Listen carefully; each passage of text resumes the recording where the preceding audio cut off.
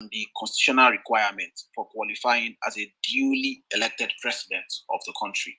Now, we're asking if you could please offer clarity so that we can have like a foundational ground of the debate. What do you have to do as a candidate to be constitutionally acknowledged as a duly elected president of the country? No, there are all kinds of qualifications. Are you talking about the educational qualification or other kind of qualification? Well, I mean, we're specifically referring to the constitutional mandate guiding election conduct and also the declaration of election winners. No, you see, I have to. Except this question is just by the side. What I thought we were coming to do today is to look at the whole Nigeria that is upside down and then tell everybody what we think is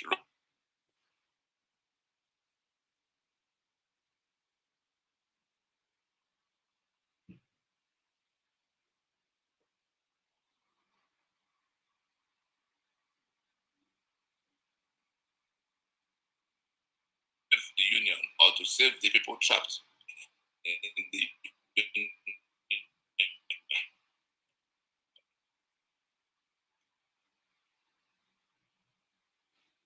So I think Mr. Tony has the next. If we go into the question of election and the event,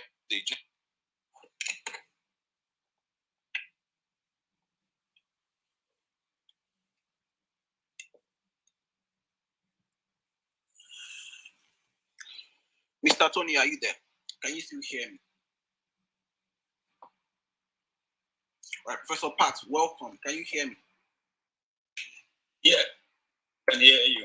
All right, I can hear you. All right. Welcome, sir. So just let me do like a brief introduction of both speakers while we wait for Mr. Tony to fix his network. So we have Mr. Tony here. He's Secretary General of NINAS. Now, NINAS stands for the Nigerian Indigenous Nationalities Alliance for Self-Determination. It is according to its website, it is the multi-ethnic alliance of the indigenous peoples of the Middle Belt, in brackets, part of the former Northern region, Ilano Omo Oodua, that is the former Western region, and the Lower Niger, that is the former Eastern and Midwestern regions. We also have Professor Pat Utomi, who is a professor of political economy and also a management expert. He's a fellow of the Institute of Management Consultants of Nigeria and a former presidential aspirant. He founded the Center for Values and Leadership and also the African Democratic Congress Party. So thank you both for joining us.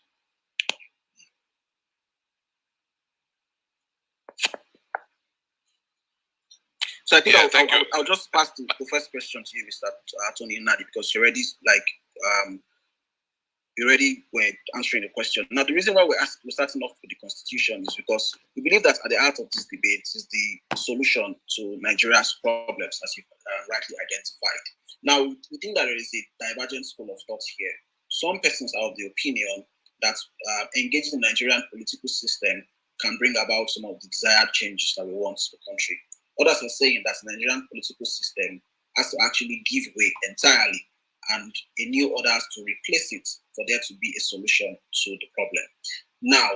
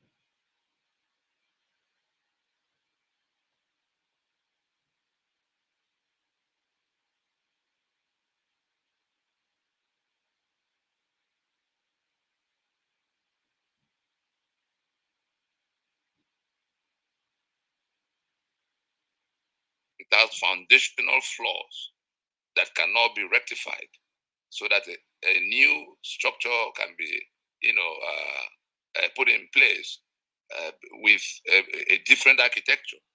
So that's the side I'm on. Okay, Mr. Tony, just as a follow-up question, yes. How do you envisage that this demolition can take place? If anybody who has read, we have placed a comprehensive proposal on the table, which foreign countries, diplomats, stakeholders from all kinds of places have examined, are examining, are interrogating, a specific step-by-step how that reconstruction can be undertaken was what we put forward on the 16th of December in 2020. I'm talking about Ninas now, to say, let us, anybody who goes to the 5-point demand, which is now our own 5-point agenda, because we call it 5-point demand because we were inviting the government, the federal government, to come to the table to meet the peoples of Nigeria who have grave constitutional grievances, for which most of them are now looking through the window and door of exit. And it is in that context that we place, on the table what exactly could be done to undertake that inevitable reconstruction, which people are going to go unilateral because their lives are now at stake. Everything else is gone, but now they're alive. And what is that? We say an acknowledgement, a formal acknowledgement that there's a problem that has to be solved. That's number one. Number two, a formal commitment for the decommissioning, towards the decommissioning of that constitution, because our complaint is that we have not made any constitution. What we have in place is a forgery and a fraud, a scam, and that the Nigeria that is, erected upon that fraud and forgery is a fraud against all of us. And therefore, that Nigeria is not our project. You're on a construction site, and more than 70% of the people on that site are working to pull down because it's a disputed project. Some are saying the land belongs to them, others say no, it cannot be theirs. That's the kind of thing going on the construction site we call Nigeria. And I'm firmly on the side of those who insist that we cannot build any further on the rickety foundation.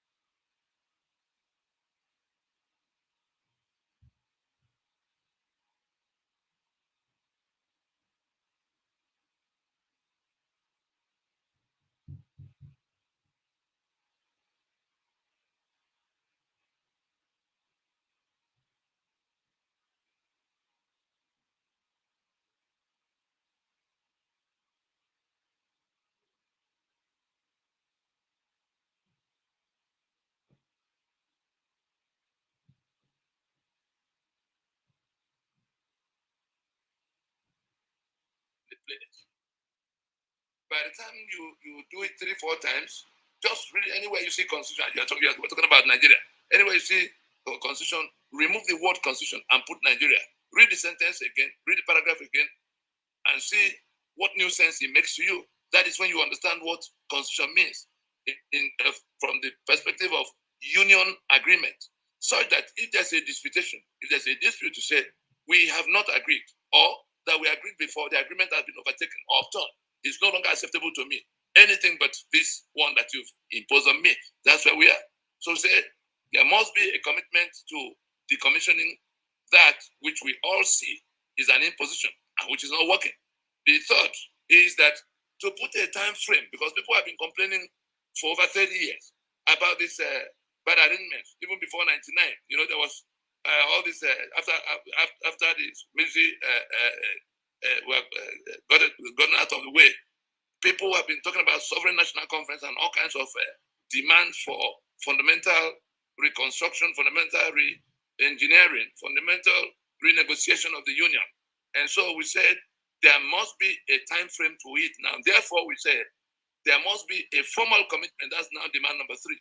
There must be a formal commitment for not proceeding to another election on the basis of this constitution. Because if you do not do that, that is the first aid Nigeria needs now.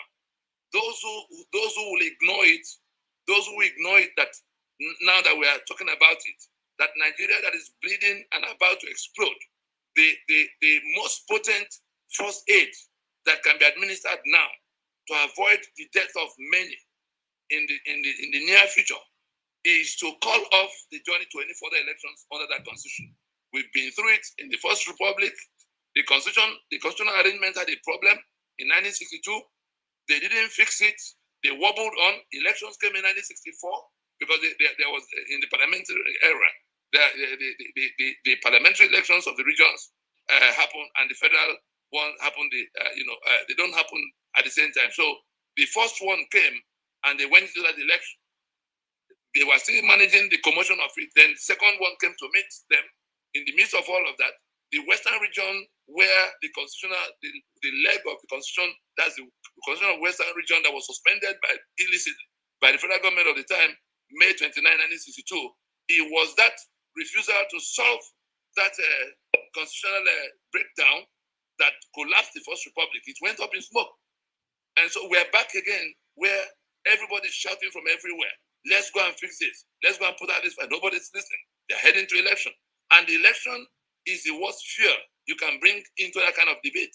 Everything is upside down on account of the fact that people are making permutations for who will get the head of the knife and who will get the blade, whose hand will then be around the blade of the knife, because that's how kind of fight happens when elections are loaded into this kind of a dispute. So we said, to put a time frame for when this thing has to be done, we must now, the federal government must announce, like South Africa did with apartheid. These things we are talking about happened in this continent, not too far, not too long ago, in the presence of at least 3/4 of those who are on this call, that a country that found itself in a situation of a disputed constitutional arrangement imposed by a stranger, white-skinned minority on the owners, the majority blacks of South Africa who own the land. That constitution was there for so long, but the owners of the land began to dispute it in every way possible. The ANC was there, all kinds of, PhD, several agitation groups rejecting that apartheid constitution, rejecting apartheid South Africa. And so it came to where the challenge became just unmanageable. And the sitting government of the time, the president broke down and was replaced by the vice president called Frederick de Klerk. And he came to, he had the presence of mind to realize that South Africa would collapse on their head if they didn't address the matter. And on a date in 1990, he went out there and made the broadcast that this constitution can no longer carry this union any further in any progressive way. By then, that constitution had lasted 80 years. It was introduced in 1910. It was resisted every step of the way by the people who were suffering under it, who were excluded under it, who were expropriated under it, who were being killed under it. It took a bit of time to build up to that level where the government now could not function. We are almost at that level where South Africa got to in 1990. And so the government of Frederick de Klerk had to announce that the apartheid constitution had failed. It could not carry the country any further. And they went into a transition. He suspended any further plans for elections under that constitution so that everybody can know for sure that they have come to the end of apartheid. They won't go to another election that will renew the life of that constitution for another 5 years. That's the kind of thing, that's what we are asking, that's what we insist must happen now. And if those we are talking to are not willing to listen, I tell you, the remedy that the owners of the land, more than 75% of the country, we're talking about the South and Middle Belt, those who have been killed, those whose assets have been detained by that constitution, the remedy they're seeking is entirely inalienable. It's called self-determination. Their sovereignty is what they want to take back because it's their sovereignty that was corralled into the Union of Nigeria. That's for number 3, and a definite commitment that no further elections will happen under this constitution. Then number 4, we said the owners, those who are disputing, those who are rejecting that constitution, the owners of the sovereignty, the Yorubas, the Ijo, everybody standing, bringing their own, sovereignty. So there must be now a discussion on the kind of transition, because we have to go to transition. We're not anarchists. We're saying let the government, let there be governance, nominal governance remaining in place in the period like South Africa did. It took them from 1990 to 1994. They set up a body with constituent powers. They had a parliament. It wasn't the business for the parliament at all. They had a parliament, but they set up a body called Kodesha. And it was that Kodesha that now began to discuss all of what everybody's complaints were.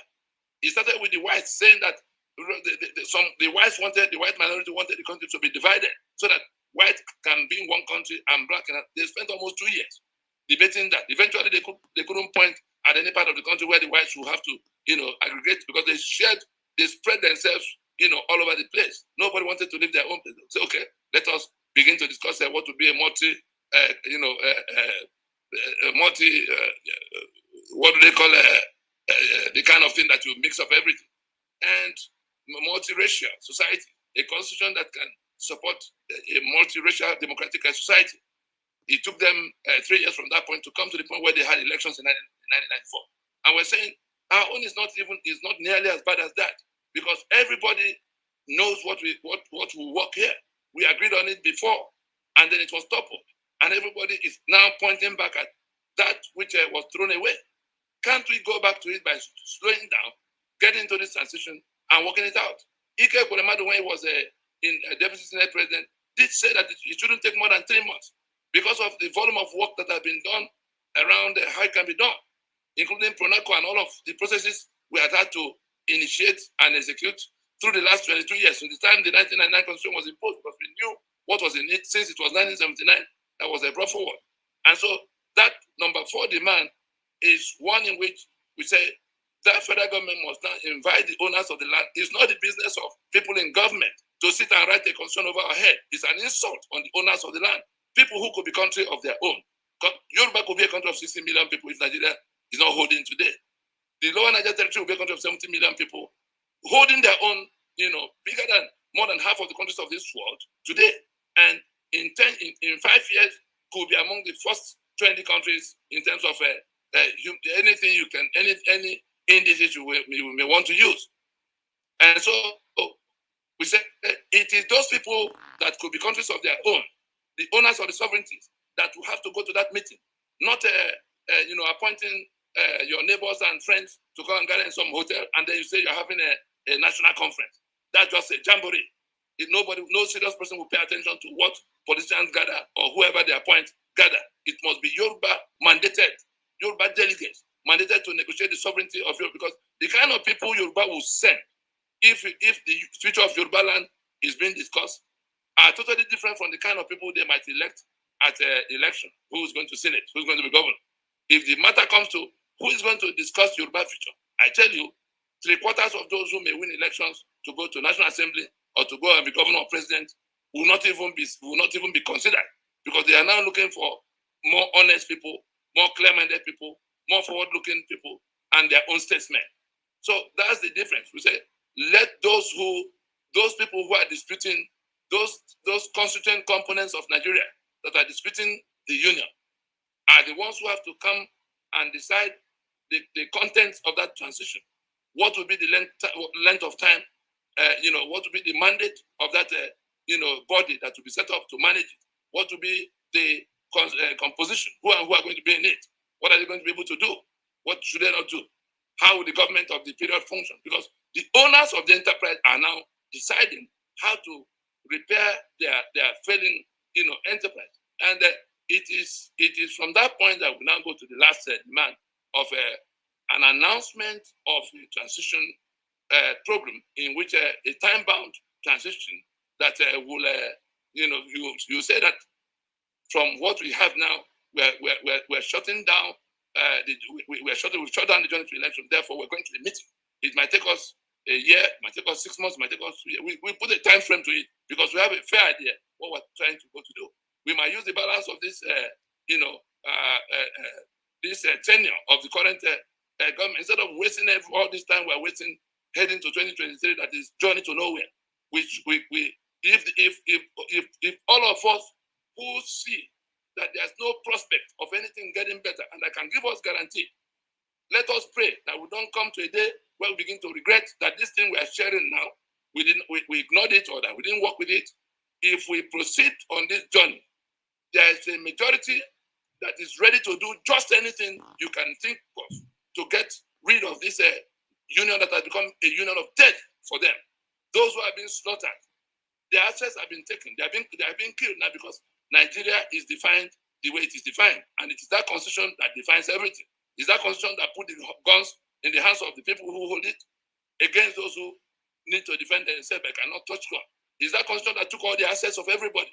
If anybody thinks that Niger Delta has gone to sleep because some kind of 13% was thrown into the air, and you see the kind of rascals that are managing it and what they're doing with the money, you see the level of poverty that is, multiplying in the midst of the owners of the land, that the monies are being shared in Abuja.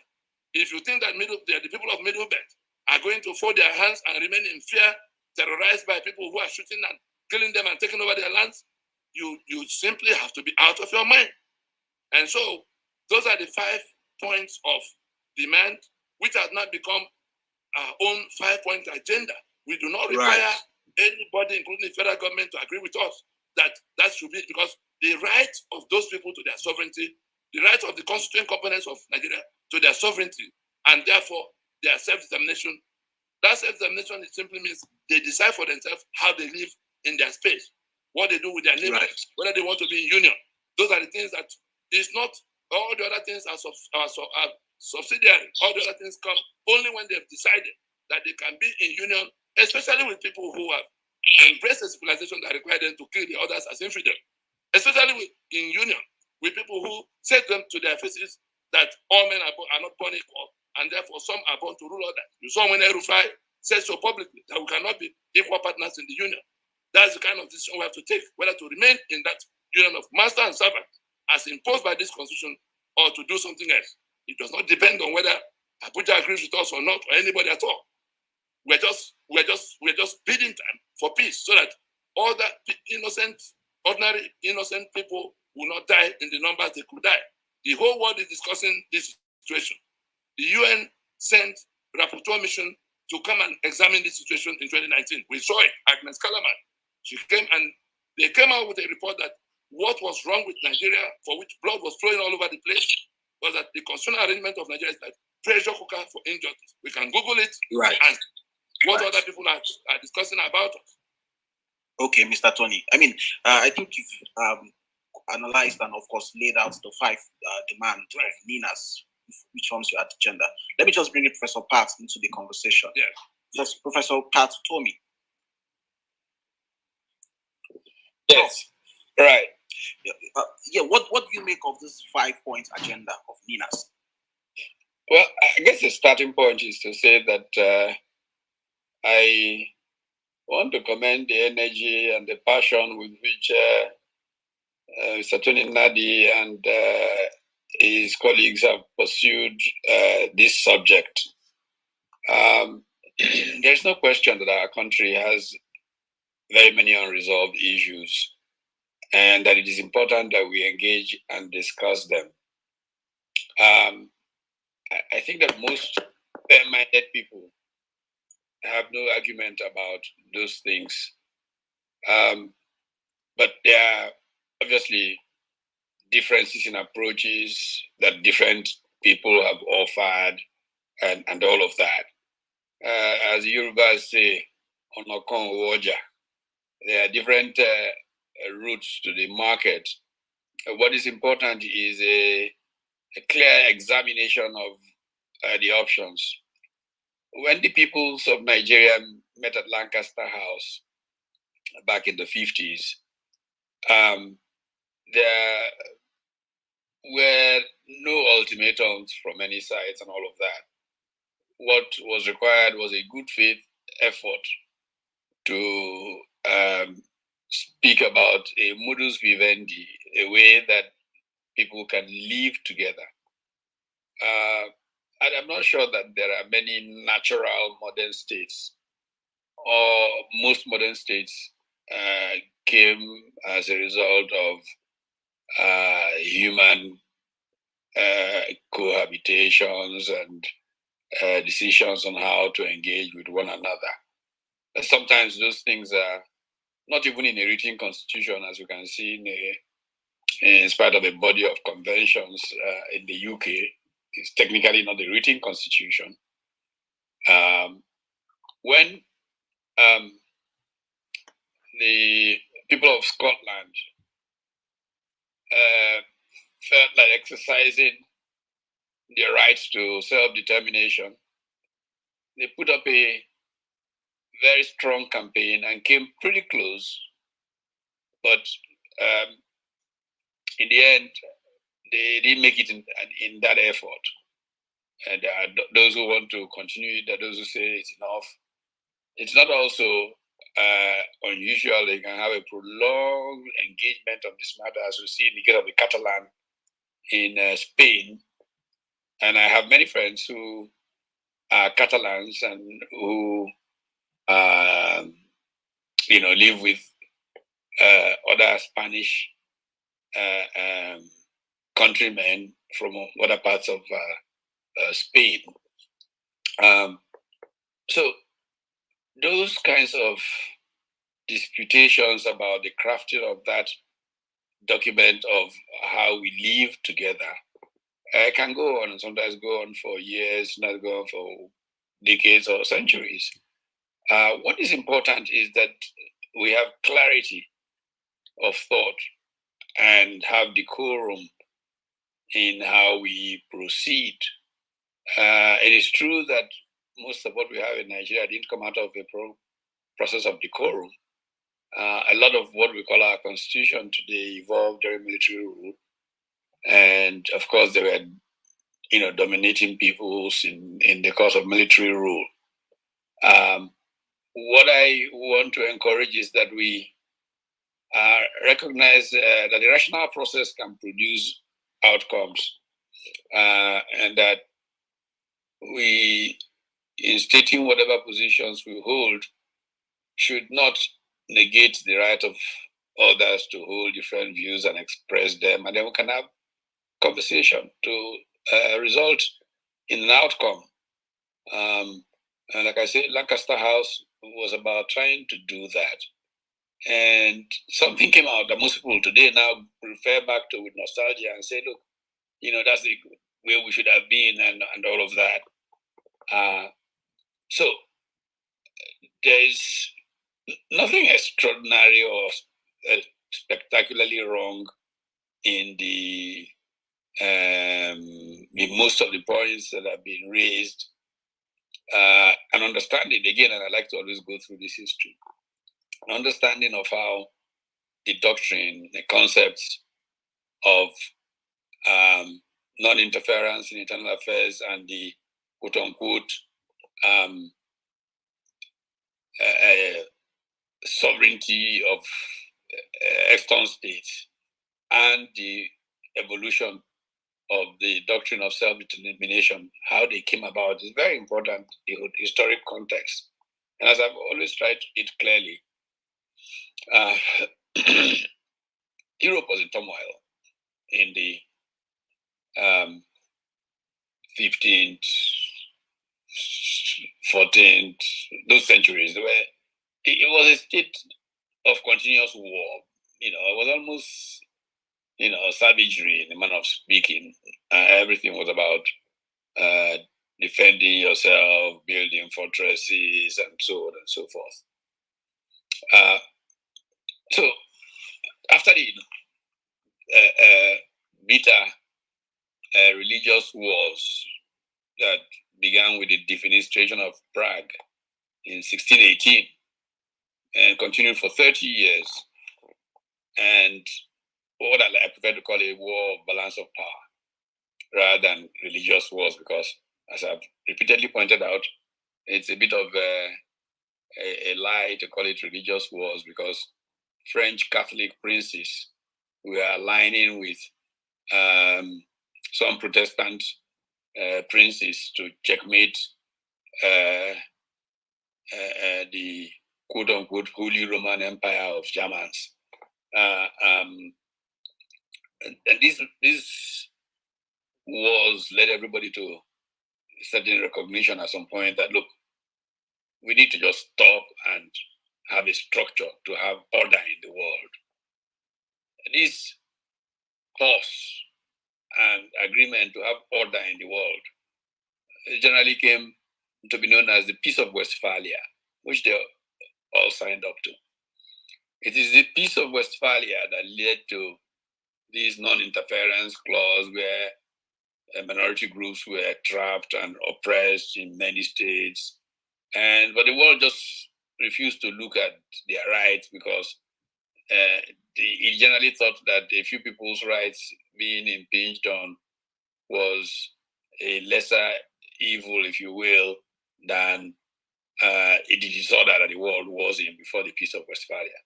And that regime went on for quite a long time until we arrived in the 20th century, where there was clearly a number of genocides.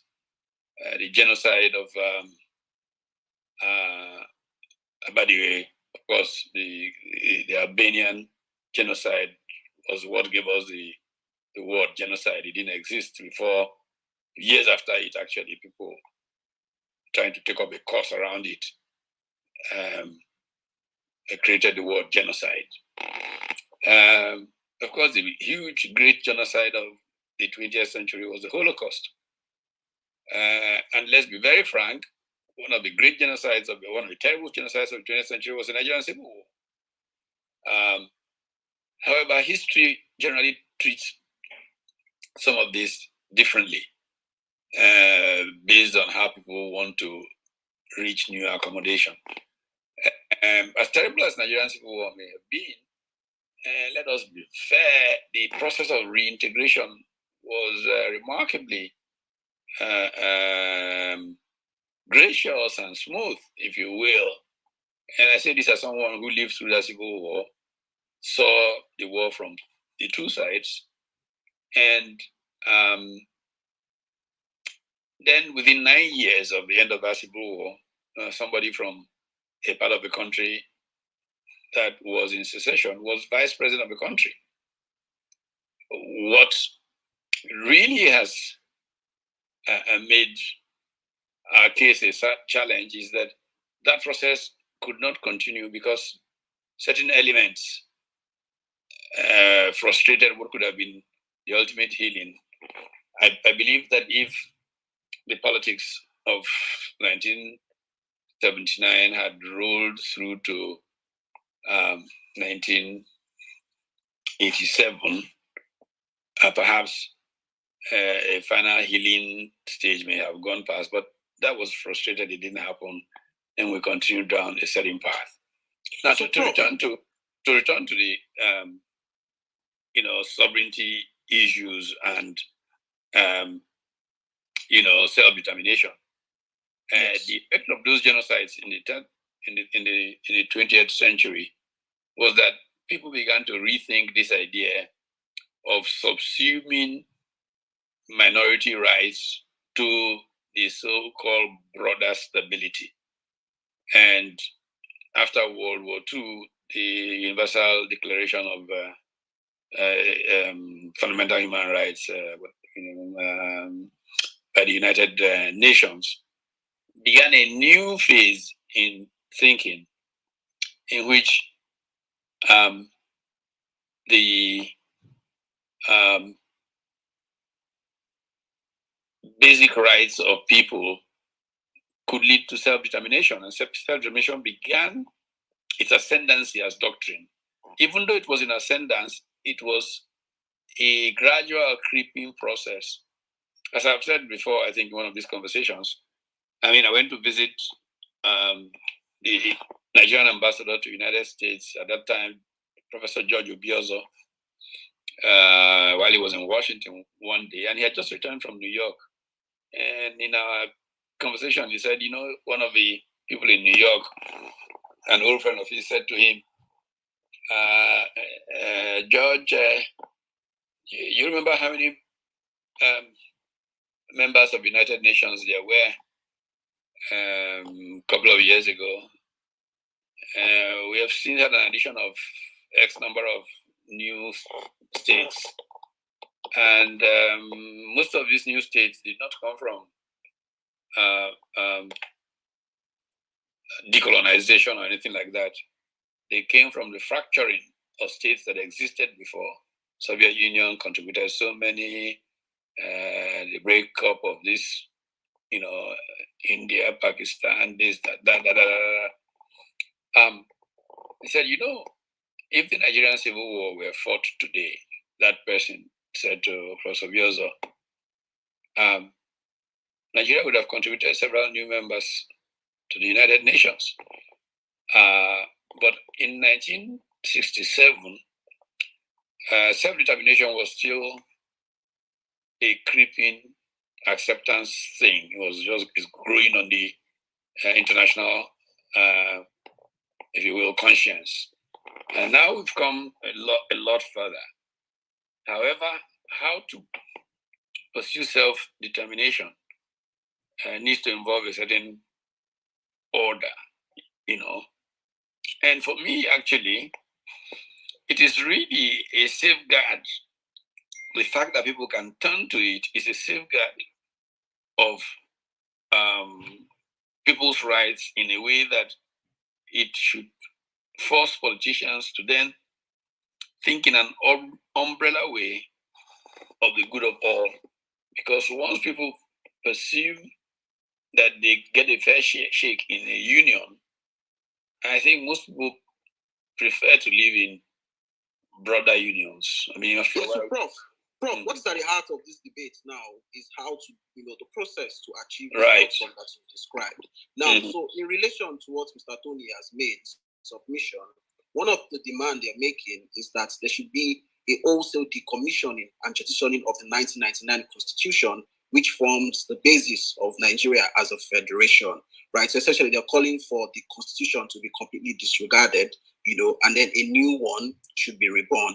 So now, I just want to ask if you also think this is a viable process to achieve this outcome that you described, or perhaps you have an alternative idea, as a recommended process that Nigerians can achieve this process of achieving greater protection of minority rights and also a greater level of control.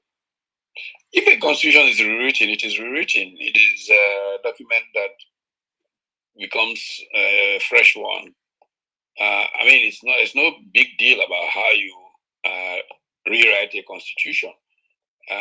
Even a group that I lead, the NCF, has a constitution writing committee, drafting committee, whatever it is, that has already almost finished its work.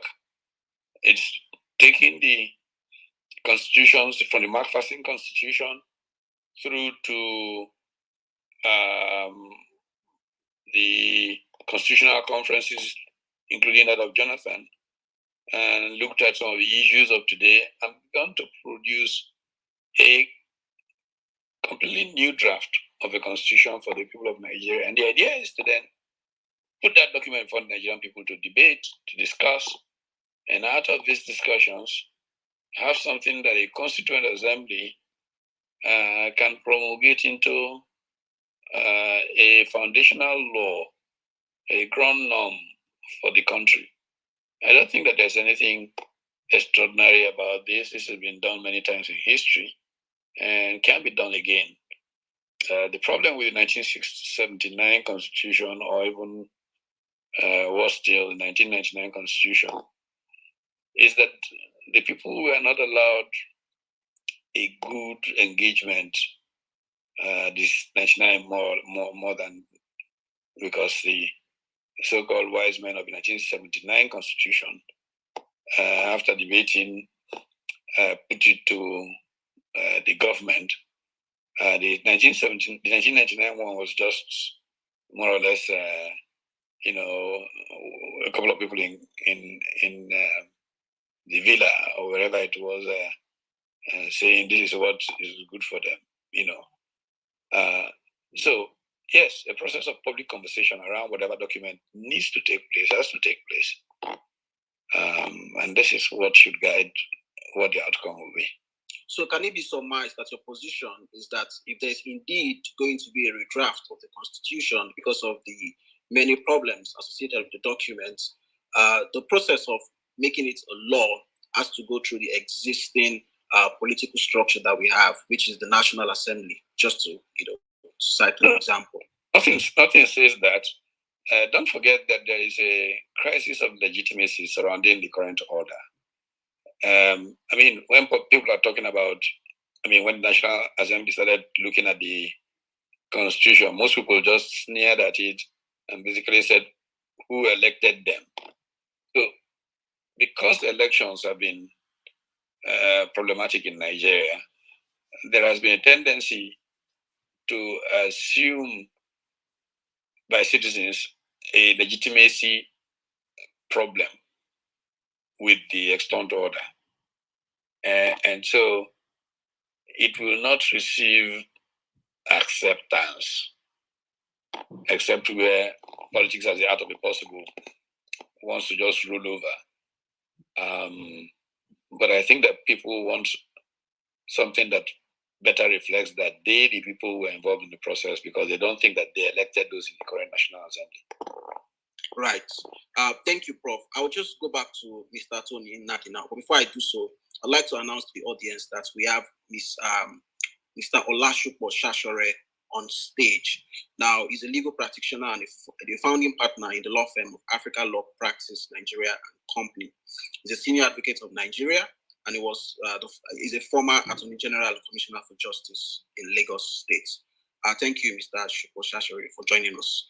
So, Mr. Tony Nnadi, Professor Pat basically introduced a legitimacy problem. Now, in the document that contains your 5 demands, you did say that you are the accredited representatives of the indigenous nationalities of Nigeria's southern and middle belt territories, right? Some people would ask, who accredited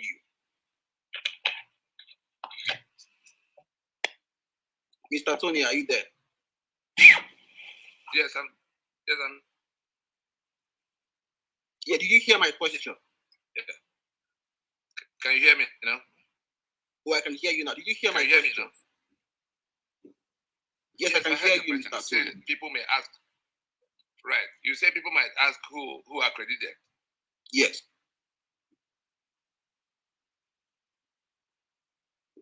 Mr. Tony, we cannot hear you. I think you're having hindrance and some challenge in your network. I don't know. I can hear you. Your network is choppy. Okay. All right. Just go ahead. Make your submission. Right. What we have on the table is, we say we're declaring a union dispute, and we've not at all assumed any mandate that goes beyond our natural, our rights as owners of the land that has been called Nigeria. As many of us as are complaining from, all the sections that were complaining, we went into processes, insisting that our sovereignty had been hijacked by the constitutional arrangement that had been imposed, moving away from what was agreed in Lancaster House, and refusing to go back to that discussion even after the agreement in Aburi got, abandoned, and it became a war. And the fundamental agreements reached in Aburi, in Lancaster, being that we had to be a federation, and it took many years to reach those fundamental agreements, that we had to be a federation to be one political union, and that we had to be a secular union. Because Ahmadu Bello wanted Sharia, even as far back as pre-independence. And he went before Williams Commission, because the Middle Belt, led by people like Joseph Tucker, who are mainly Christians, said they will not remain a part of the northern region as one federating unit if Sharia were to be, adopted there. And so the Willings Commission settled it by removing Sharia and bringing what they call the penal code. So that was a very fundamental, basis of Middle Belt remaining a part of that northern region. And if bound by one language, one lingua franca they call Hausa, you can then imagine how much distance that situation, how much more unwilling the balance of Nigeria, particularly the southeastern half of southern Nigeria, where there are no Muslims at all and no language affinity, will view a situation where Sharia is brought back. So these are some of the things that have now distressed the federation itself, the union itself. So the questions go beyond what is written back to have we agreed to be in union, because the basis of like the company the regular company there's the memorandum of association and there's the article of association. There are two different documents. The memorandum of association is where the promoters and shareholders and stakeholders come together to say we will form ourselves into XYZ. What they're discussing at that point is the formation of an entity that will have a life of its own, a company. In the case of a country, it is those who have been countries of their own that are coming together to discuss how to be one political union. And that was what transpired in Lancaster. Those that could have been three countries that could have gone their way, went to discuss how they could be one political union. And they reached they had some fundamental agreements of how they could be that one political union. And these were the things that got toppled and progressively, their sovereignties then got confiscated by a rogue federal government that emerged at the point the Federation of Nigeria collapsed. And when I say Federation of Nigeria collapsed, we still have a country. People must understand that. We still have a country, but we no longer have a federation. The Federation of Nigeria died from the point the 5 constitutions that defined that federation, that settled the terms of that relationship, got toppled. And back to what actually will constitute will be called constitution amongst lawyers. I'm happy more lawyers are in the house now. The question of when you go to the preamble, for you to understand what is missing, so that the solution doesn't start with writing another constitution. The solution has to go all the way to what went wrong. What went wrong is that the sovereignties that came together have been hijacked when the terms of coming together, was overthrown. And the people that hijacked it are the ones that eventually imposed by decree progressively between 1967 and 1979, processing all those decrees into what became 1979 Constitution. They called the Constituent Assembly. That Constituent Assembly finished its work and turned in a clean, what they call a clean copy to the Supreme Military Council of the time, headed by Obasanjo. Murtala Mohammed, who commissioned it, had been killed in 1976. And by the time he got to Obasanjo, between himself and his Supreme Military Council of the time, he woke up on the 21st of September 1978 to announce 17 amendments to the finished work of the Constituent Assembly. So the 1979 edition, because I hear some people sometimes say, oh, if you don't accept 99, then let's fall back to 79 and build from there. We didn't make any constitution in 1979 because it was the Supreme Military Council that decided what became constitution, and it's written there in the body of the document. Then they carried it forward in 1999, using the same opportunity to give life back to it because it became the one who had to. So the second part of what you find in what has to be done, as you can see from the preamble that says, we the people of Nigeria, having solemnly resolved to live firmly and solemnly, resolved to live in unity as one indivisible and indissoluble country, Nigeria. Then he goes further down to say, do hereby make and give unto ourselves the following constitution. Now, these are two deeply flawed claims. These are two false, egregious falsehoods that we came to discuss and to submit our sovereignty, because that's basically what it means. That we the Yoruba, we the Jaw, we the Ogoni, those who are looking at this, disputations casually, should know that Ijaw is saying that they've not submitted their lands into any union. Yoruba is saying they've not submitted. Yes, Mr. Tony. So, I mean, now you're trying to usher in a new process by which all of these constituent parts of the country, would come together to negotiate a new reality for themselves. And no, at Ninas, you're basically calling for this new process, with the claim that you're accredited representatives of the people. Can you provide the legitimacy to back the statement? Hold on. There is a proposition. On the table. And the processes that led to that point. I'm happy Professor Utomi is in the house. As far back as when, if at the time Nadeko was doing his business of going on behalf of the people to challenge the prevailing situation, they took all the risks. The soldiers eventually left the government house, and there was a return to civil rule. But they didn't do the business of constitution that should have been used to bring back that civil rule. Who mandated them? Nobody. But they acted on behalf of a prevailing, what could be seen as the prevailing will of the people at the time, that soldiers should leave the government house. The unfinished business of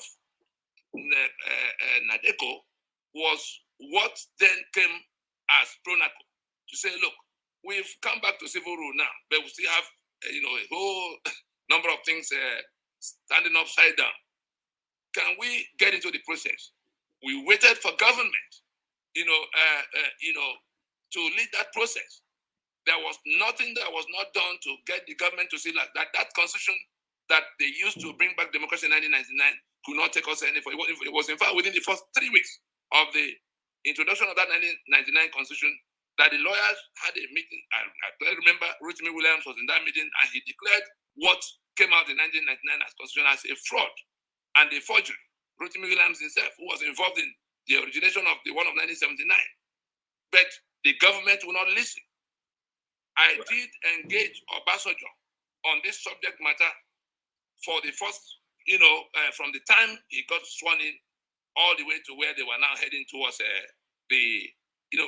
quietly and privately, passing written materials, which only a few people, Bolage was privy to some of those things that were passed to him. There are some other people, it might not be safe at this time to narrate what went to bed. We did engage to say, look, this thing will lead us to this kind of, catastrophic situation that will become a lot more difficult to manage if we don't do it now that it's still fresh.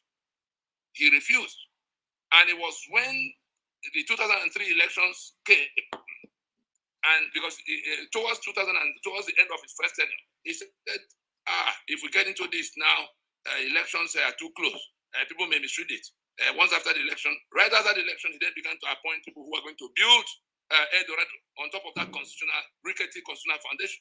It was right after the 2003 elections when it became clear that he wasn't going to listen because he had his roots had gotten to the ground, that we decided that the sovereignty of the people belonged to the people, and therefore that the people are going to go into a meeting to decide the terms upon which their sovereignty will be, worked together.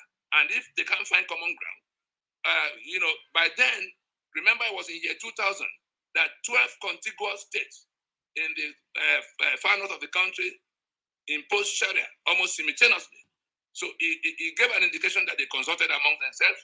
He gave an indication that it was what they chose, because the House of Assembly, passed Sharia, and their governors signed them and began to set up a Hizbah and all kinds of things to enforce the Sharia. So the rest of us were looking at it with dismay and disbelief, because even that 1999 Constitution in Section 10 is so clear that it says the government of the Federation or that of a state shall not adopt any state religion. Full stop. That's the shortest section in the entire Constitution. And so, if you look at that very clear provision, that is also fundamental, because that's what makes Nigeria a secular state under this current dispensation.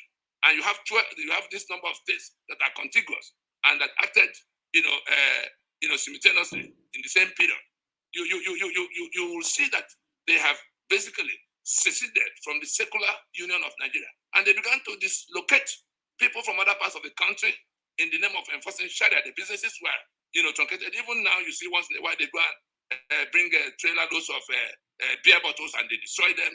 People have to, close down hotels and all kinds of things that make it impeded. They live in Port Harcourt unmolested doing their business. They live in Lagos unmolested doing their business. Why am I to submit myself to that kind of a danger? And my child can be sent to go and do youth service in that kind of a place, and she gets into a class in Bauchi, and the people decide to kill to kill the teacher because she was wearing trousers of NYSC. How can we be in that? Is that not enough emergency already for us to say, look, let's stop and see what is going wrong here? And so the complaint of those who are saying they can't live with this constitution any further is that what changed are not marginal things. They are things that go to the heart of their existence. And let me round up with the pronaco that we summoned, the same arrowheads of Nadiko, Chief Nohoro, and the rest of them were the ones who now, having waited for Obasanjo for 5 years, announced sometime in 2004 that we were going to call a meeting of the owners of Nigeria to go back to that discussion with their anyhow they represent themselves. But we have to be sure that we have everybody coming, and they will decide something. Let us then see whether our sovereignty have been confiscated by government, and if it has, then we try it out. Obasanjo again went on national TV to say that if we called such a meeting, that we were committing treason, and that it became a pushing and pulling situation. When he saw the kind of people that stepped forward to join us, nobody told him to dress back. And then we went on into that pronaco, and I'm happy Professor Utomi was here. He chaired, Professor Utomi chaired the economic session in that is what economic plans do we want in our constitution, away from what we have now. At least he was part of that. But that initiative took 2 years to come through. Between 2005 and 2006, we sat in Lagos, we sat in Port Harcourt, we sat in Enugu repeatedly, we sat in Jos, we sat in Kano, came back to conclude in Lagos, and the people who were doing this were the very ones who have had to go to war over this issue. If Ojukwu, who had to fight, trying to get Eastern region out of genocide, was part of when you look at all the groups that were carrying arms against the state of Nigeria at the time, we persuaded them to put their guns. The government could not talk to them at that point. Gani Adams and his OPC forced the police to be hiding their uniform in Yoruba land as they go to work. That was how bad it was.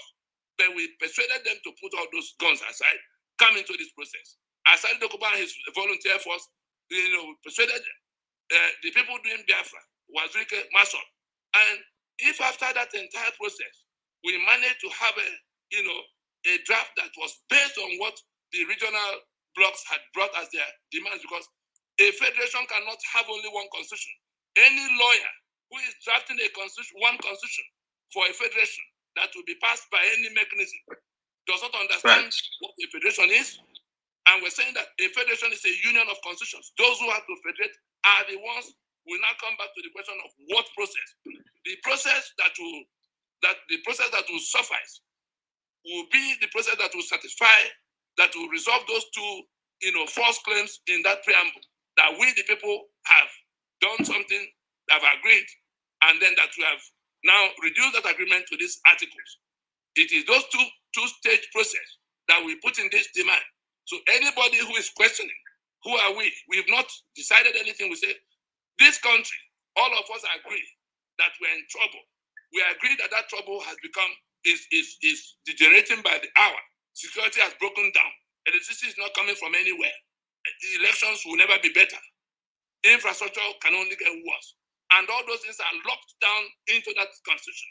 And those who locked those things down knew exactly what they were doing. How are we going to solve the question of 36 days? Which president is going to now dismantle it? At what point, my question would then be to the Professor Utomi, when will these things be done? That's the biggest question, because those who are insisting it has to be done now, after 22 years. You saw Bruce Wayne the other day. He came asking, that is it not absurd that we have allowed this thing to remain for 22 years, because he has a fair idea of how things work and how rapidly things are deteriorating. And human lives are involved here. We may be in the comfort of Lagos. I just came back from just the other day, where I spent plenty of time with delegates from all over the Middle Belt, from Gombe, Taraba, Nasarawa, all those places where people have been slaughtered, Southern Kaduna, Adara, everywhere, Benue. They are living in hell. They don't know who will survive the next day. And we're here carrying on as if everything is okay, we do it at our own time. The basic question is, when will this thing be done? What process has anybody else put on the table for how it has to be done? Has the National Assembly let me to be the one discussing? Yes, Mr. Tony, let me just latch on to your question of when. And fix it. Yes, just in a moment, Mr. Tony, let me just latch on to your question of the when, the process should take place. And I will just go to Professor Pat with a question.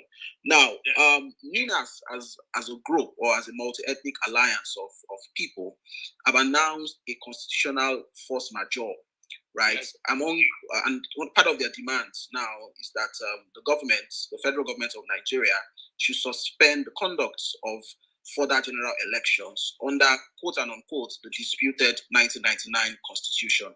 So my question to you, Professor Pat Utomi, is that, legally speaking, is it possible for anyone to invoke a force majeure clause in the Nigerian constitution? Is there a provision for that, legally speaking, Professor Pat?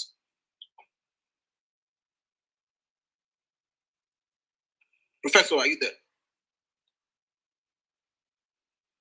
Prof. Okay, can you hear me now? Yes, I can hear you now. Did you hear my question? Yeah. In public conversation, to resolve political issues, people can take all kinds of positions as part of trying to raise the emphasis of their position.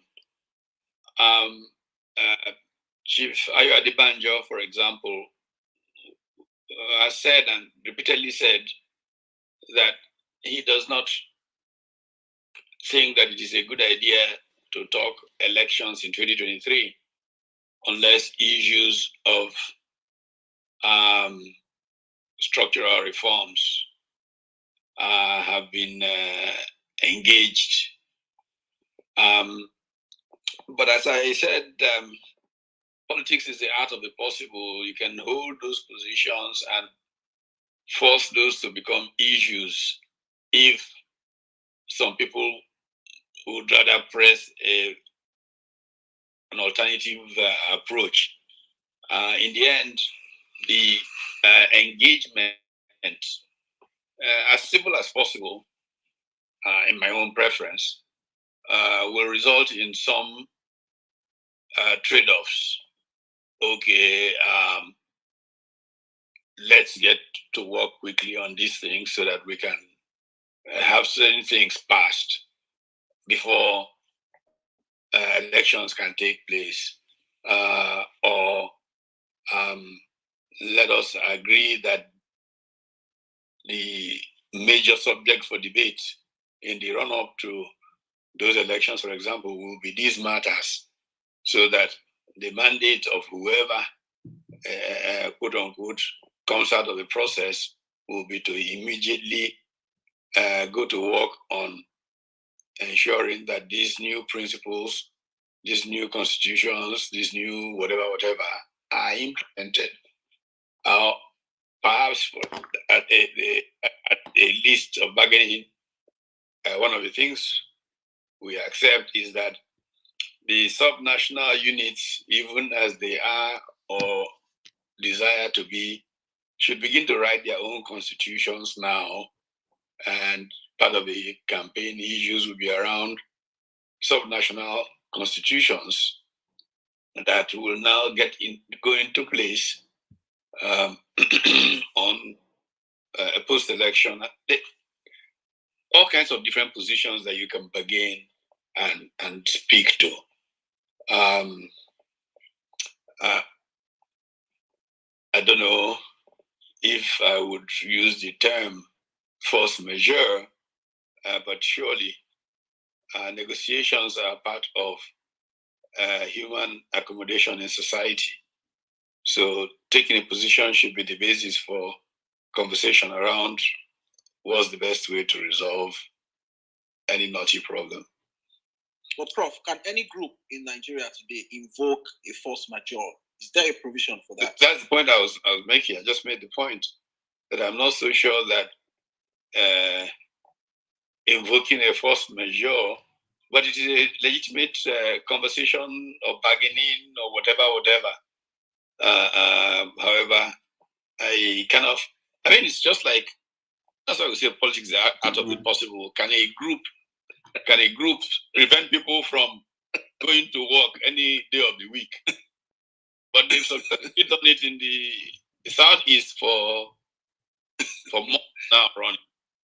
So really, what people can leverage as power. What is power? The famous Robert Dahl definition of power: ability to make A do B, what B would not ordinarily want to do. Those who have prevented people from going to work on a certain day have exercised power. And the trade-off of power is part of what the conversation is in politics and public life. So I think one should not probably get over-fixated with a declaration of force majeure, or who has the right to do that or not do that. It's just part of leveraging power-based elements to reach a position of conversation and negotiation. That's the way that I see. I'm just going to ask one more question before I go back to Mr. Nnadi. Now, in the declaration of Ninas, did it say that they've exhausted every democratic, people-driven process to seek an orderly solution to some of the constitutional problems that the country is facing? Do you think that assessment is correct?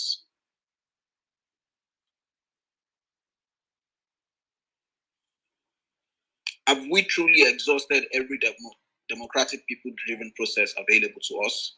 Is that me? Is that for me to respond to?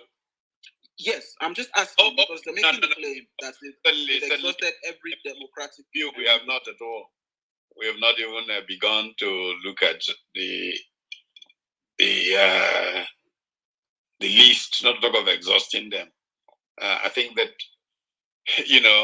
I go back to this question of rational public conversation. We have not had enough rational public conversation.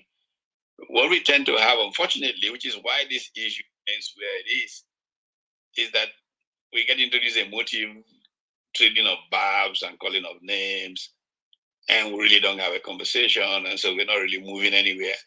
The art of negotiation is a very fine one, and it does involve, rationally engaging and chipping away at positions that are held usually on emotional grounds. And so we need to have more of an acceptance that this conversation is important, and therefore have the conversation so that we can build a new modus vivendi that is just for all the people. This is very important. All right. So, final question now, Professor, before I go to Mr. Nnadi. Now, by way of solution, what do you consider political prior general election? Well, I think that it is important that we begin to look at a constitution that's focused on the people. Constitutions often pride themselves as being people's constitutions. But what we have in Nigeria today is really a fairly obscene arrangement of state capture. And this has prevented government policy from being directed at the common good of all, being directed at solving major social problems, because it allows power arrangement to be of gladiators who capture power for their own use, in their own interest, and usually involves massive goal displacement, where public goals are replaced with private goals. And the system is corrupted internally in such a manner that the major essence of state apparatus would be to lead to a material advantage or power advantage of those who capture the state. And so the urgency for an arrangement that cares about people is one that we can not play with, because Nigeria is lying prostrate today because the whole arrangement of power is to advance individual interests rather than serving the common good of all.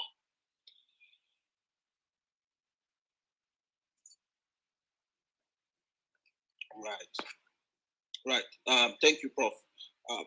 Mr. Nnadi, do we still have you here? Yes, I'm here. Okay. So your force majeure, the one that you proclaimed, has a 90-day expiration period within which you would then now enforce certain things. Now, the question that that immediately comes to mind is that after this 90 days, I'm not sure you read what you wrote. If you did, that was not the 90 days for the federal government to do certain things, just marginally acknowledge, and then thereafter, the only thing we said we were going to do,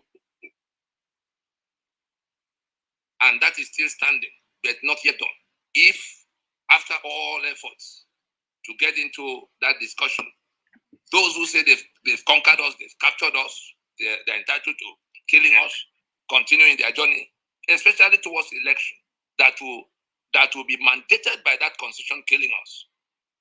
The only thing we said we were going to do in that proclamation, in that force majeure, is that we will then have to reconsider our allegiance to that constitution, the limited toleration to that constitution. Go back to the proclamation, you will see it in black and white.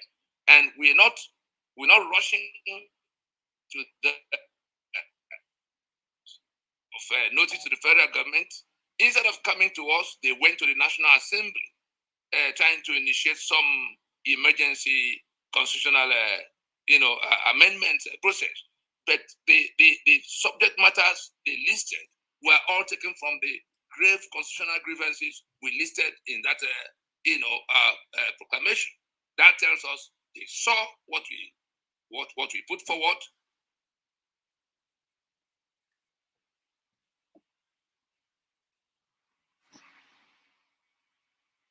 Pete, are you there? Mr. Nnadi, we can't hear you anymore in case you're hearing me. Well, I think he's suffering network challenge problem. While we wait for him to come back, I was just going to speak to Professor Utomi about some of the specifics now. So because a lot of people are actually thinking to say, what are some of the political demands we should be making as we head into the next election, especially because Nigeria faces structural problems that many have come to identify. So Ninas are presenting an idea to say that perhaps elections should not even hold at all, and that every political process should be suspended, while focus should be immediately paid to everyone coming together to renegotiate what it means to be a part of the Nigerian state. So, Prof, if you are of the opinion that elections should indeed take place, so what are some of the political demands you think that Nigerians should be making of the parties that are participating in the elections? Well, I think, first of all, Nigerians should demand of all who seek public office a strategy of national economic reconstruction. The economy is in a prostrate situation right now. What is the strategy besides just collecting rents from oil and sharing. How are we building that? And then, let's get away from this business of marching platitudes to, we have this economic reform agenda, this, that. How should we be governed to raise the quality of our material existence?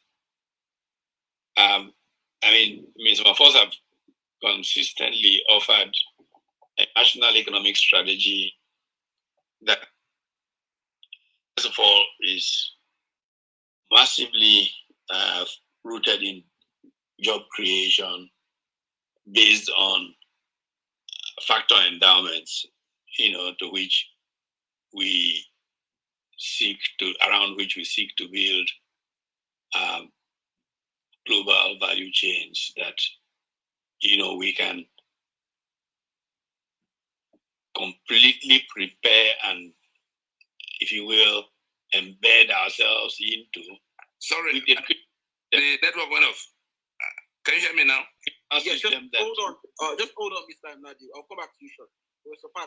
An educational system that from get-go prepares people, again, this principle of subsidiarity, decentralization.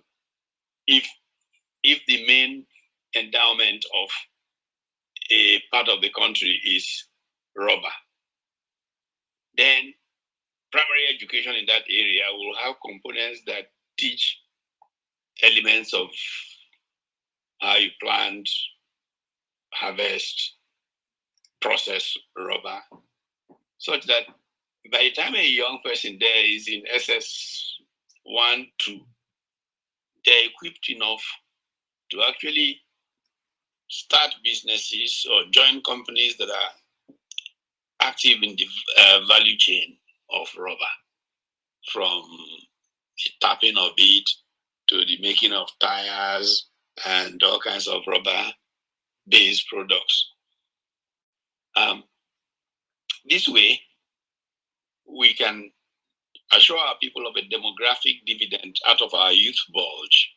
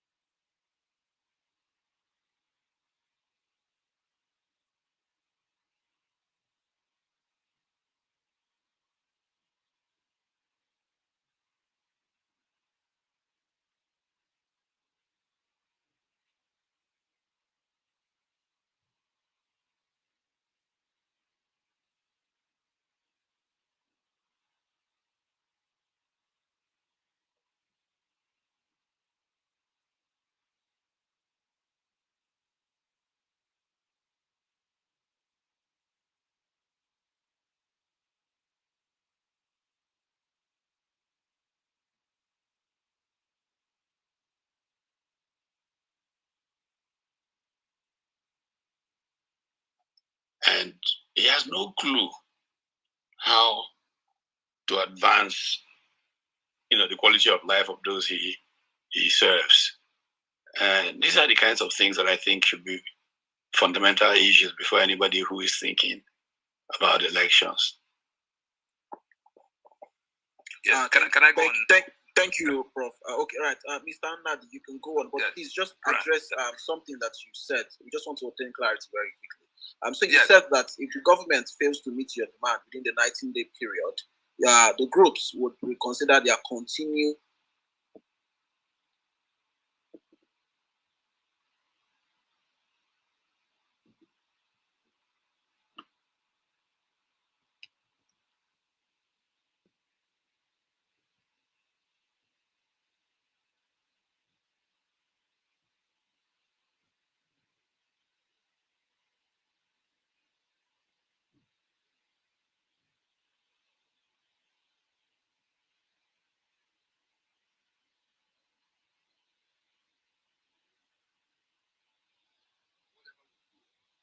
will include people who are not that federal government to whom we address. And that will include governors and the other people. And we said, okay, we put out 30 days for governors and other elected officials, including senators, and because they all come from somewhere, House members and all of that. Let's take 30 days to get into conversation with them. Again, instead of coming to forward in that conversation, they went to Asaba in that period to say, because of the pressure coming from their own people who saw the solution to their problems in what were placed on the table. The governors went to Asaba and said, all right, you see, we're going to ban open grazing. And the question then became, how are you going to enforce? The people who are invading come with AK-47. You go and pass law that nobody can come. You cannot place on the table. The governor can issue under this constitution. No governor can issue one rifle to anybody. If governor gives you rifle that the federal government did not give, whether you were vigilante or state security, they set up by themselves, you will be guilty of an offense for which you can be shot at sight for being in possession of that gun. That's how bad it is. And so, are you not then double speaking if you say you want to ban and you ignore the question of, the constitution that bars you from issuing arms or firearms? If you say you want to ban enforcement around it. So that was how the 30 days passed. But at least they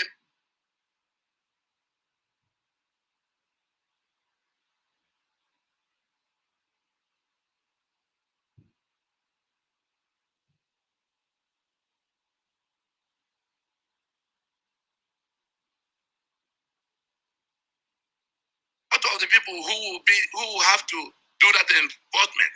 What can we let us engage them? What of the international community, international stakeholders, the owners of the oil and gas assets, and all kinds of other stakes in this place?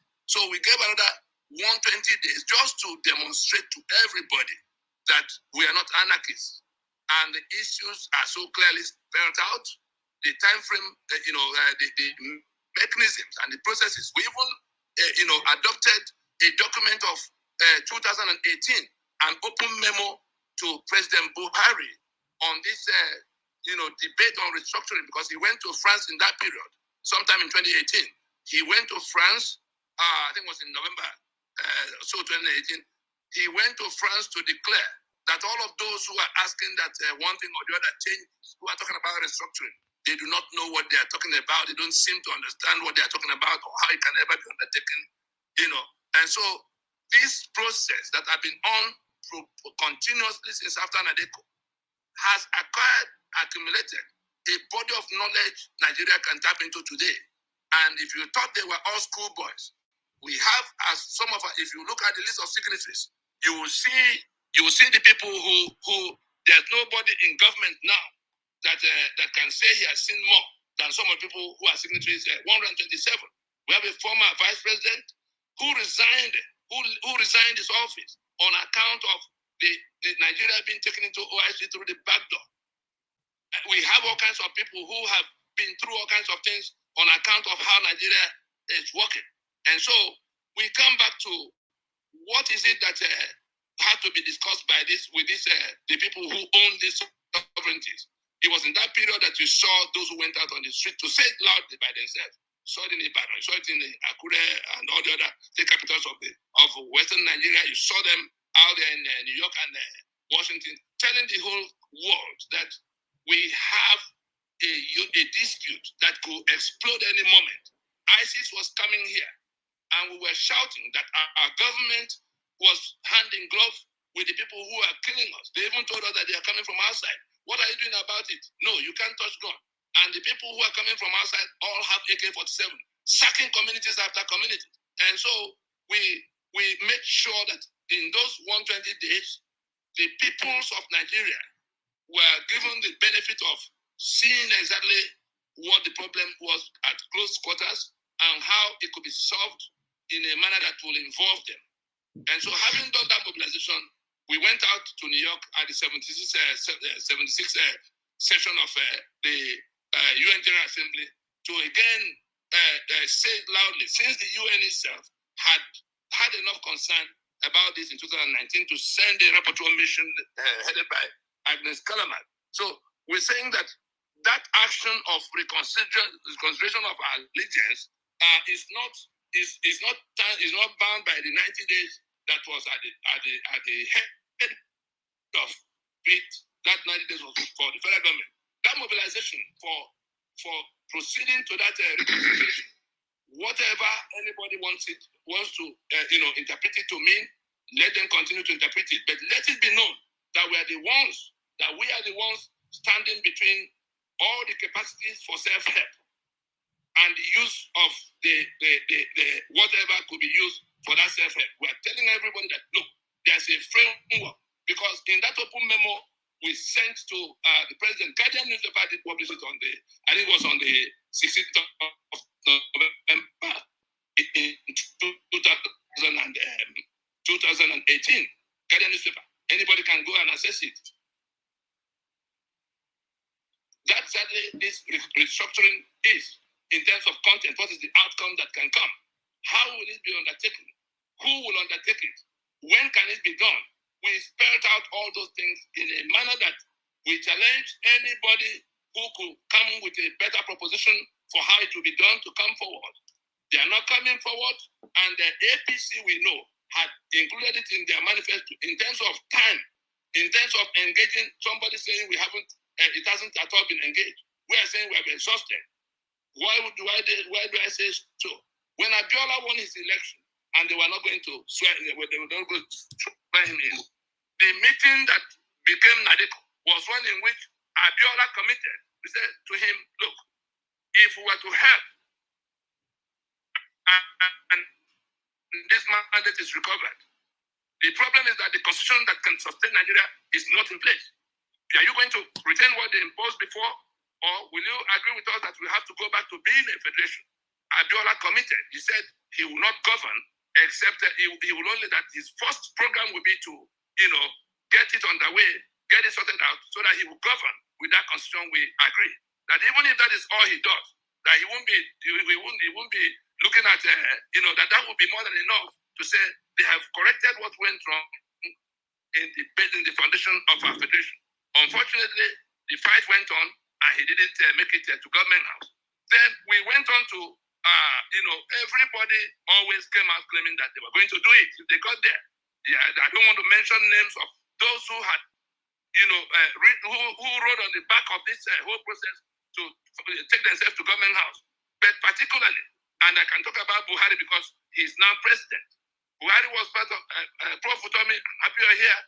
Buhari was part of the foreign delegation that came to the Pronaco, because as they came to where they wanted to boycott, they wanted to stay away in that far part of the north that had imposed Sharia. But when we got their younger elements to come and participate, eventually people like Mutama Sule began to tell them that because America sent us our mission, European Union sent us our mission, who were monitoring what we were doing, because it was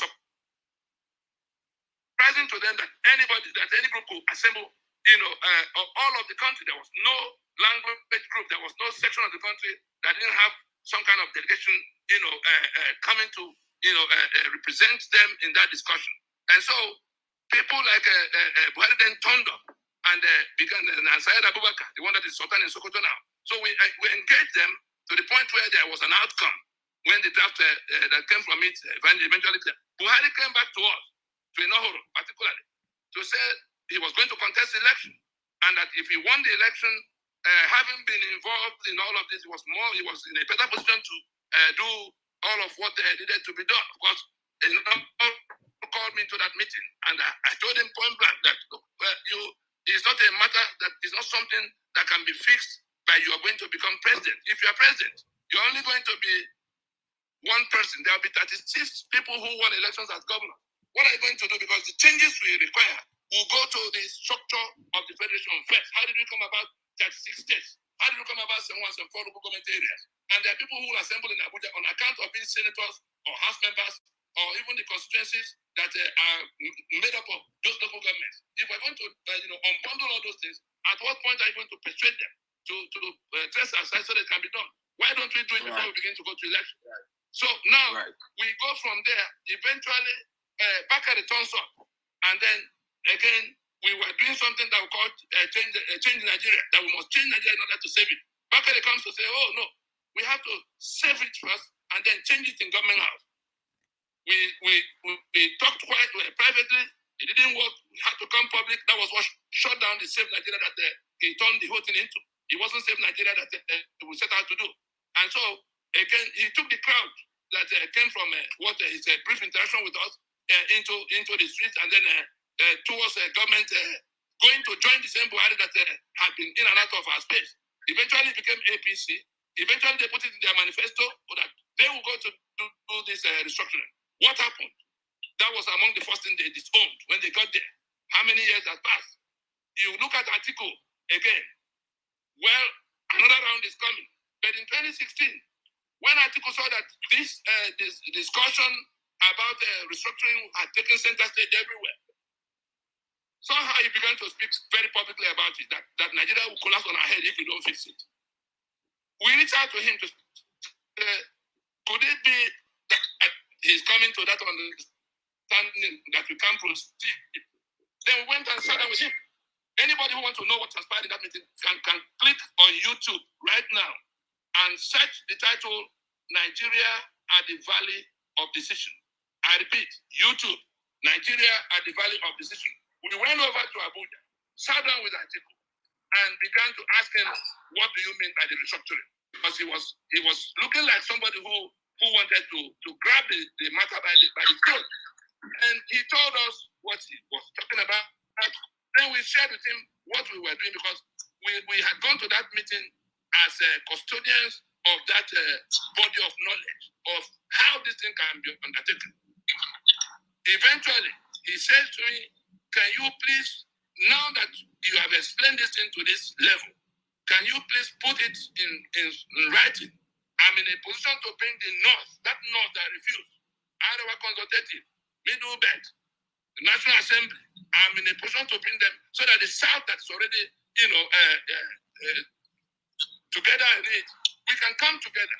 That there's no way we won't be able to present the Buhari and whoever is federal government for us to fix this in that Nigeria will collapse up on our head if it is not done. I said to him, sir, this will be the third occasion. If we don't use this information to solve this problem before we begin to discuss another election, say, oh, no, we're not. How can Nigeria survive to the point of election in 2019 if we don't solve it? Eventually, these things were written and brought back. We sat down again, all of us present, and interrogated, what was brought in terms of operational understanding of how it can be done. Immediately, that document was handed over. That was the end of the discussion.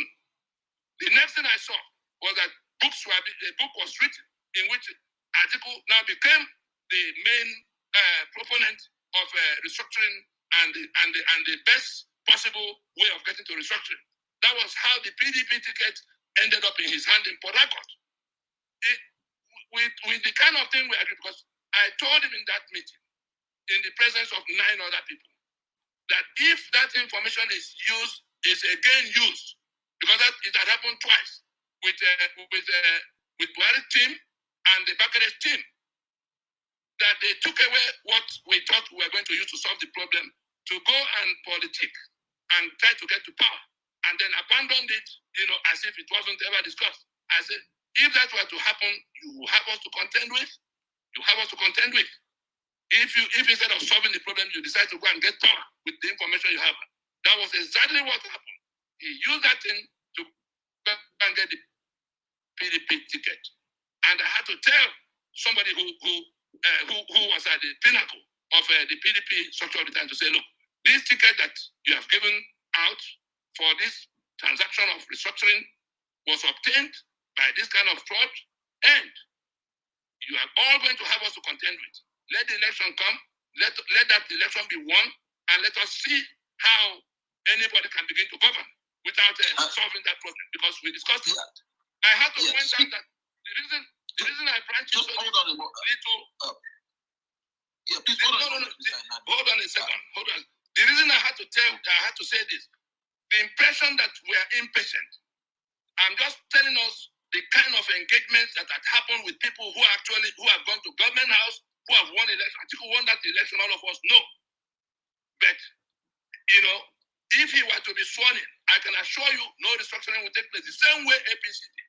And so we are all of us who have watched almost helplessly how people are being slaughtered, how electricity is still being discussed at the level of 5,000 megawatts. And we saw one incoherent fellow that came out telling us about how Siemens was going to do one miracle or the other to do electricity. When electricity, the capacity for electricity is locked down by that constitution on the exclusive list. There's nothing anybody's going to do to fix electricity, or except that constitution goes down. The capacity for security is locked down by that constitution. People are being slaughtered all over the place. There's nothing that will improve except that constitution goes down. Infrastructure is gone and dead. Yes. If you just hold on a moment, Mr. Nnadi, and I just hope you answer this very quickly.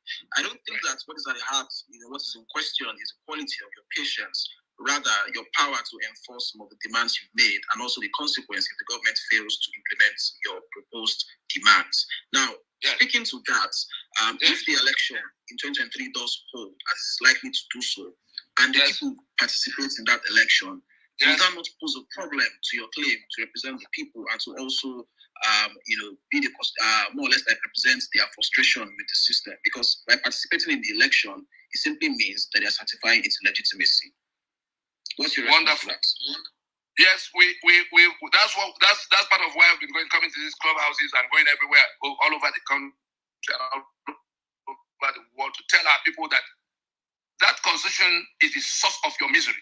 Whether it is your oil and gas assets that are seized, or you are being slaughtered across the middle belt, or you cannot elect who will govern you in Imo, you vote and they bring the fourth person and make him president.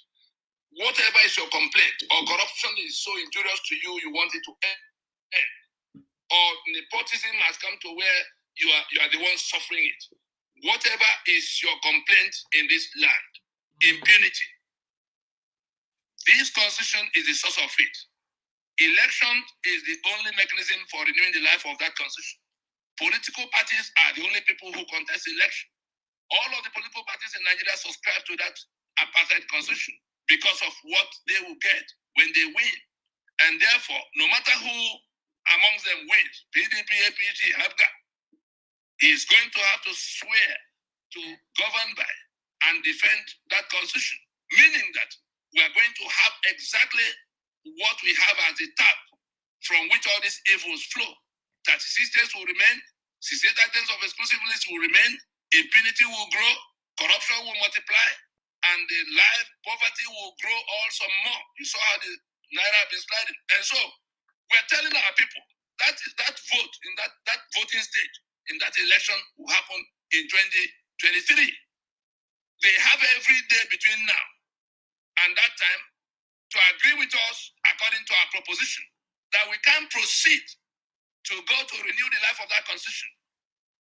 Whatever they're going to have to do to stop those who are dragging them, the leaders of the church that are asking them to go and get PVC to renew their enslavement, the lawyers that are pretending that there's no problem because they do election petition and EFCC case that flow from corruption.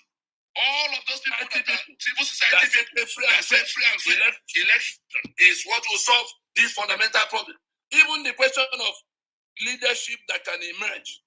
Who are you going to bring that can fetch water with baskets? Even if you bring an angel to come and govern Nigeria now, I can show you how that angel will fail because of the provisions in black and white of that constitution, which no president is going to be able to resolve just because he has become president, no matter how knowledgeable he is in all the areas. If the constitution says I cannot generate electricity, which I have the capacity to generate, and then the president, the person who wants electricity for me is saying, no, don't talk about constitution, let's go and do election first. Whoever emerges, subsection 6C of that constitution absolve the president of responsibility towards the citizen. I want any lawyer present in this house to tell me it is not so. All the benefits of the citizen are listed in chapter 2 of the Constitution: equal treatment, security and welfare, and all kinds of good things of life. Everything you can imagine that is good is in that chapter 2. But there's a clause in section 6, subsection 6C, that makes it, that absorbs the government of, the responsibility towards doing that. And it removes the jurisdiction of the court from hearing you if those things are not done. The other day I was surprised that some of my colleagues went to court to file a suit for 50 billion, that Buhari was appointing only people from one section against the other, just being excluded. The jurisdiction of the court is expressly removed by that section 6, subsection 6C. So we did all the other benefits of the citizen in the social contract. I'm talking about force majeure. The constitution is the social contract. That union agreement is the social contract. And like every other contract, if something changes fundamentally that makes it impossible for that contract to carry through, any party can declare a force majeure. It's a standard, part of every important contract. How much more the most important of all contracts, the social contract. And so that force majeure is coming from that, perspective of the basis of our union, the basis of our union agreement having been destroyed by parties to that union agreement. The ones who took us away from being a federation and the ones who took us away from being a secular state. Now the owners of the sovereignty, the constituent components of Nigeria, 75% in terms of landmass of South and Middle Belt, more than 90% in terms of human material resources, are the ones we have aggregated. It doesn't, until it goes to referendum, we are not prepared to listen to side talk of those who say, come, trust us. Let us be the one to go to government house and now begin to do it. Because we challenge them to say, what is your plan about this matter of responsibility to citizens that is removed in black and white? What are you going to do about the appropriation provision that gives in section 81?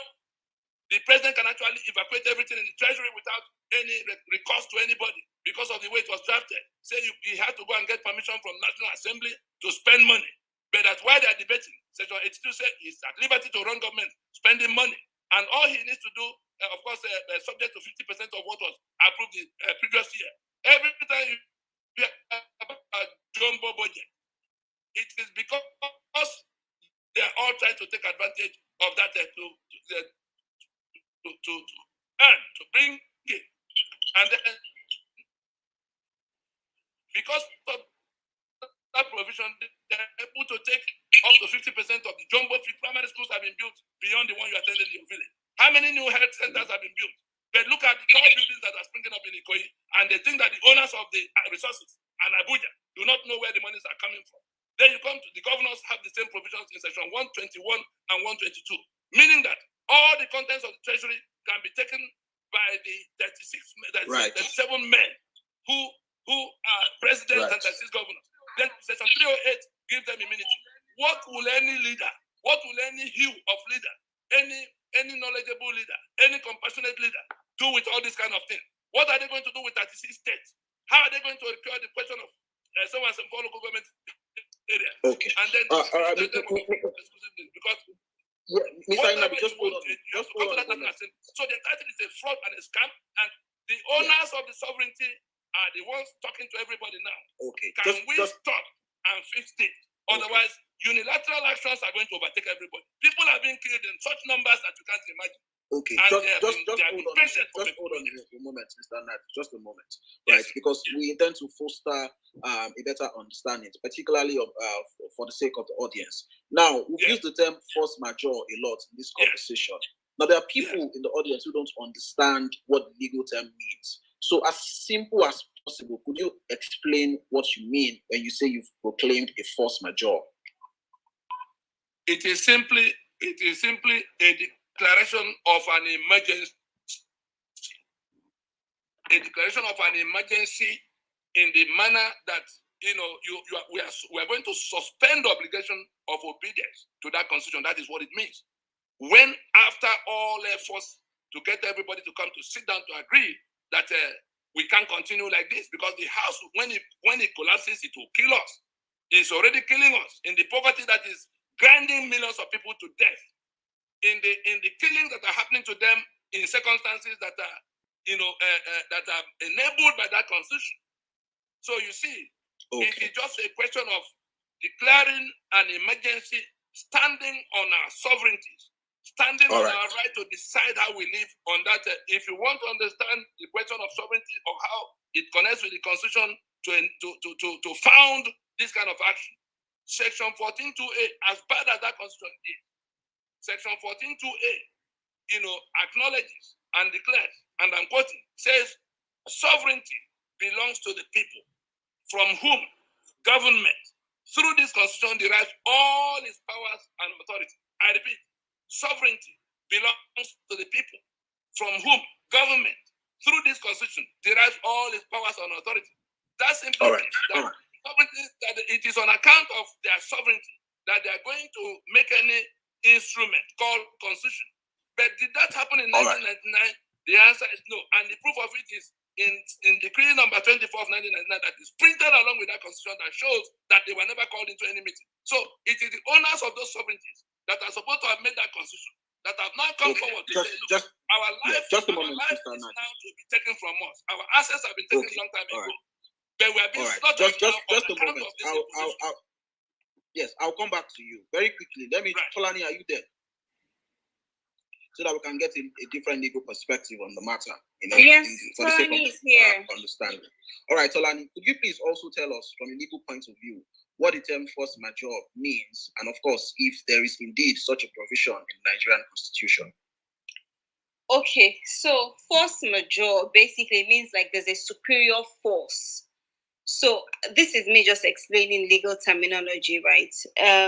So basically, it's usually a provision in a contract. Excuse me? Go ahead, Tolani. Okay, so basically, it's a provision in a contract that relieves you of an obligation to fulfill a part of that contract. So what it usually means is that the contract is binding. Number one, that's the important thing to know. But then there's a clause to say that, in the event of a force majeure, you will not hold me liable for not performing my obligations under this contract, right? It does not necessarily, I don't know how to say this. So the reason why I would not agree with Mr. Tony Nnadi is because we are saying that the constitution is fraud. But in this case, a contract, there must be a binding contract to be able to trigger a force majeure clause. And there must be a force majeure clause in that contract. Unfortunately for us in our constitution, we don't have a force majeure clause. Our constitution, what we are saying, everybody would agree to an extent, is that the constitution itself is flawed. So there's a bit of disparity there, because maybe the terminology might be wrong, especially because the constitution is flawed from the scratch, and that's number one. The second thing is that there is no force majeure, there's no superior force, so to speak.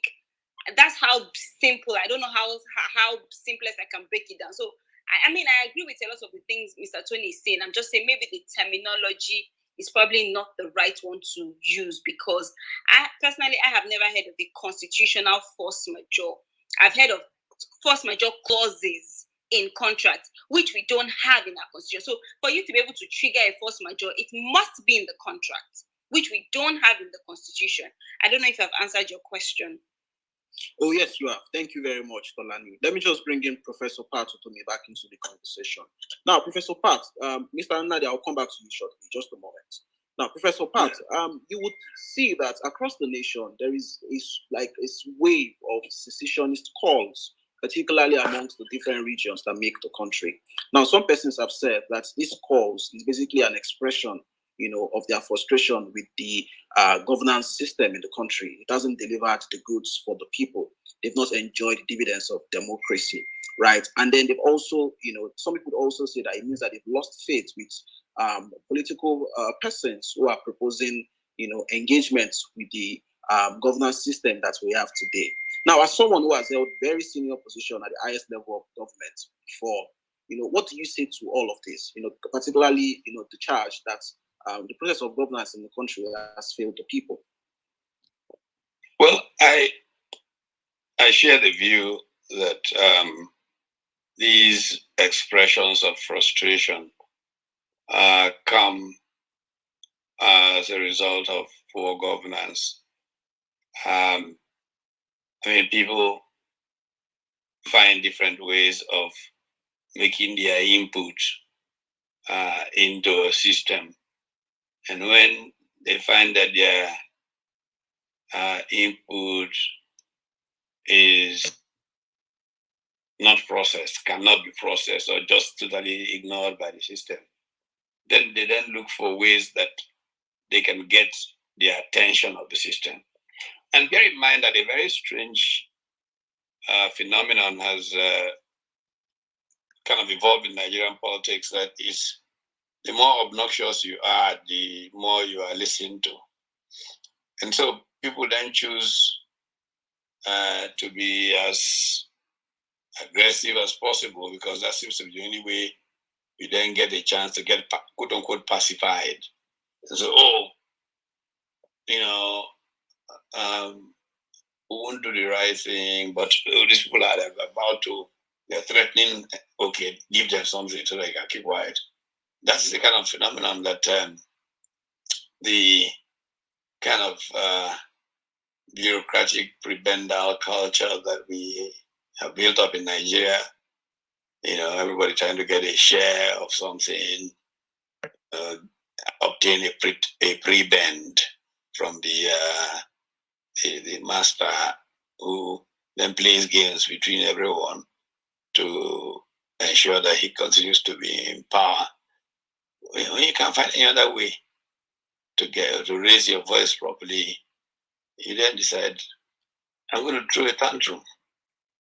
And so the phenomenon of throwing tantrums has become the way of helping your voice to get above the noise.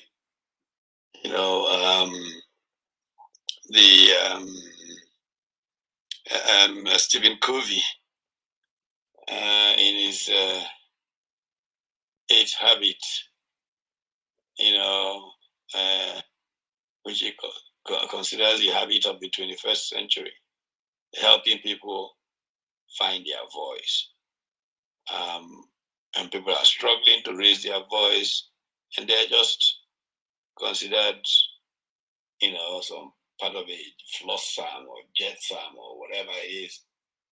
Then they decide, okay, I need to be heard. I need to be heard. My rights are being trampled. Everything, I need to be heard. And then you throw a big tantrum. And then everybody says, before he destroys everything in this room, give him some toys. And then, so that's kind of a metaphor you could, raise for public engagement in Nigeria, unfortunately. And this has been very costly as a way of raising the voice. Right. Yeah. As a follow-up question to that, now you are proposing a set of ideas that the people should follow, and you've been doing this for years. If I'm correct. Now you've held office before, right? And now you've been agitating or making these proposals for many years. But some persons would say that the country has gotten progressively worse. So why should they listen to you any longer? Oh, well, check the alternative.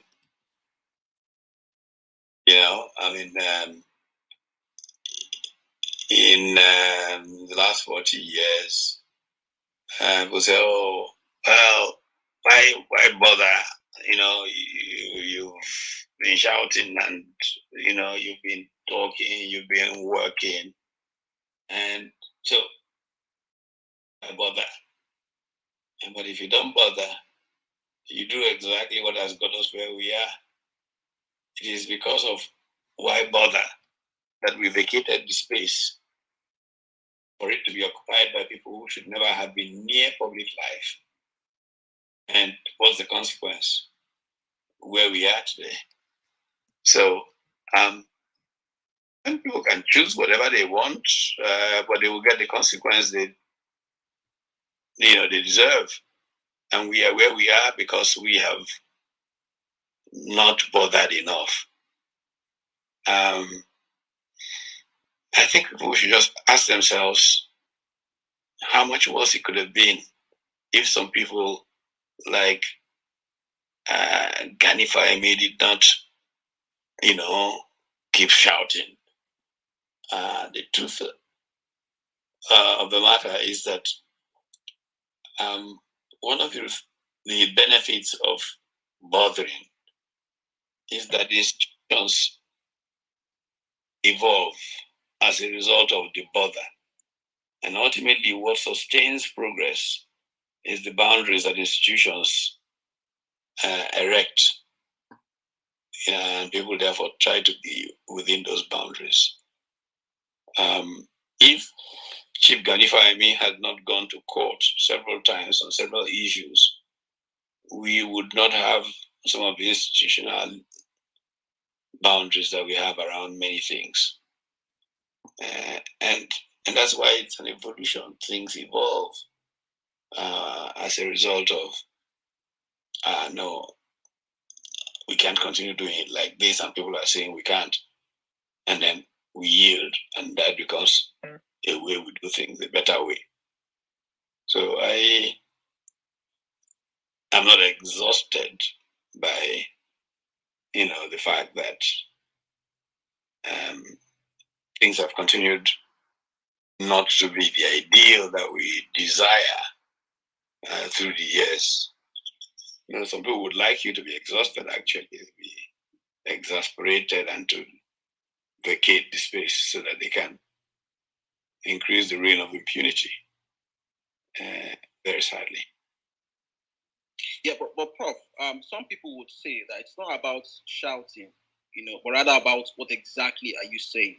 So there are people now who have risen up to say that we have to tear up the entire political system and halt every single process in the country to reconsider, the union itself. Why do you think that your own ideas, is superior to that, or perhaps present a much more workable alternative? Well, let me see that other process work. I'm willing to yield to superior logic if that process results in something better. I just fear that the prediction that we will descend into anarchy would profit from some of those ways. And I'm not so sure that, tearing down necessarily result in better. Whatever works, it works, and that's what's important. If that other way turns out to work, fair enough, fine. But I just suspect from my experience that it will just be more costly without getting the results we all desire. Right. Thank you for your submission, Prof. I will go to Johnny very quickly. So, Johnny, I understand that you have some alliance with Minas. Now, you heard the definition of force majeure that Tolani, who is an experienced legal practitioner, gave us. Do you have any disagreements to that? Yes, I disagree. And, you're going to have to speak louder, Johnny. Oh, yes. Thank you very much. Can you hear me better? Yes, please go ahead. Good. I have a disagreement with that, but also we have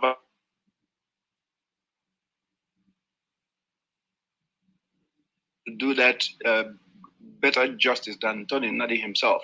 But I can tell you this, that the force majeure is based on our agreement when we started the union. 3 regions going to Lancaster House, people going to Lancaster House, deciding that we were going to be a federation. That everything that we agreed before we started the union, Nigeria, that went into independence in 1960, that what we agreed back then is not what we are seeing today. And that's hence the force majeure. That is where I understand it. That is how I understand it.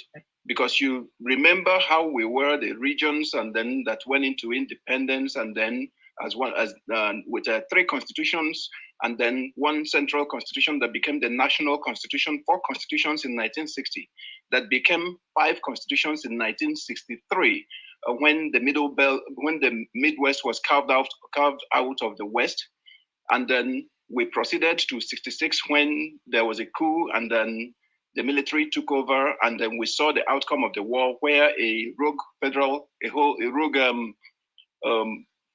government emerged. The military emerged, pretending to be the owners of the land, seized everybody's assets. So we have progressively come to a point where in 2021, what we are seeing today does not even resemble what we started with in 1960. But I will refer to Tony Nnadi to complete that. Thank you. All right, just hold on before Mr. Nnadi completes the thoughts. Let me just take a couple of questions from the audience. And Mr. Nnadi, I'd like you to respond first to the questions we have from audience. We have a lot of them actually. So Awal, please could you read out one of the questions so that Mr. Nnadi can respond very quickly. Oh, okay, thank you. So this is from Mr. Awal, please speak louder. Oh, can you hear me now? Is it better now? Yeah, it's better now. Okay, thank you very much, P. Thank you for the good work you're doing. So this is from Mr. Musa for the gate, and apparently he asked 3 questions, but we'll be taking them one by one. This is the first one. It says, I have 3 questions for both speakers. So the first one is, who among the Southern presidential hopefuls in Nigeria today can come 2023 solve terrorism without protecting the interest of the North as regards open grazing, almajiri, and access to land and federal resources? Let me take that again. Who among the Southern presidential hopefuls in Nigeria today can come 2023 solve terrorism without protecting the interest of the North as regards open grazing, almajiri, and access to land and federal resources? Thank you, Peter. Over to you. All right, Mr. Nnadi, please go ahead and answer the question. Anybody who is still discussing who will be president is like asking me who is the better person to preside over this robbery enterprise and be fair among the Confederates, the ones confiscating everybody's assets and sharing in Abuja. It doesn't make any sense to me. I'm surprised that people are still asking that kind of question in the face of the constitution that has guaranteed that killings can only continue, that poverty can only be deepened, that impunity can only grow. So anybody who comes is just going to, things are only bound to get worse. And people are on the verge of self-help. People are on the verge of, people who are being slaughtered are on the verge of self-help. People whose assets have been detained for too long and the environment is spoiled are on the verge of self-help. People who have tried to flee the country but are being rejected in the very many parts of, there's now a human organ market that is fed by the number of young Nigerian people trying to get away from Nigeria, all the way from Libya to Asia and elsewhere. Those people, some of them are coming back. They prefer to come to die here, and they are going to resort to self-help. If those who are being addressed, for us to please stop and fix these matters. We have not asked them to leave government house. We are saying we can agree we have a problem. The building is about to collapse on all of us. They will be fools to just allow it to happen. There are people who are stepping towards our space with guns. They came from Mali, they came from Senegal, they came from Niger, Chad. They are kinsmen with our president. Our president is grand patron, life grand patron of the Mietiala that is taking responsibility proudly for the killing exploits of Fulani herdsmen that have been designated 4th most deadly terror group on earth. Yet, our president goes to the treasury to take 100 billion naira to hand over to that Mietiala. How am I supposed to make a distinction between Fulani herdsmen, the Mietiala, and their grand patron who happens to be my president and commander-in-chief that should have been leading me in that fight to defend myself from people who are invading my space.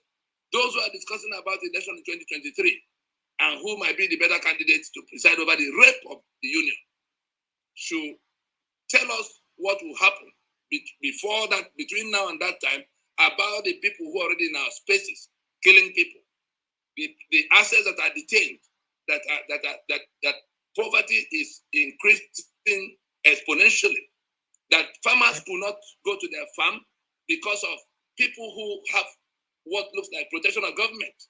If we go by what General Juma told us about collusion, that the farmers who could not go to farm because some people are preventing them. Now, hunger will come to join that poverty that is growing. Those who have fixed salaries, we can see what has happened to the Naira. And less food will be available because the famine did not happen. These are the issues that are a lot more pressing than who will come to take over the management of the fraud that goes by the name Nigeria. Let us accept we have a dispute that goes to the foundation of the project itself. If you have people like me, and you can see that, if you listen in between the lines, you can be sure that these are not people who don't have anything else they could have been doing for themselves. Amongst the lawyers in the land, I have my space. Amongst those who are in the oil industry, I will always have my space. Even if I choose to leave this Nigeria at this moment, I can practice law very gainfully in more than 56 countries of the world. But we are here saying that the UN is saying that Nigeria, under the constitution that we are using to run that democracy, has become a danger to the global community because the global terror networks are converging in our space. And if 200 million people were to get into trouble because their union snaps, and this union is bound to snap, because there are people who are going to do whatever it takes to stop the pretense that we have a democracy. Except the definition of democracy has changed for your country. Democracy, I know, is government of the people, by the people, for the people. It means three distinct things. Government of the people means that the people, make the supreme rules, which is the constitution. Government by the people means that only your vote can get people to government house.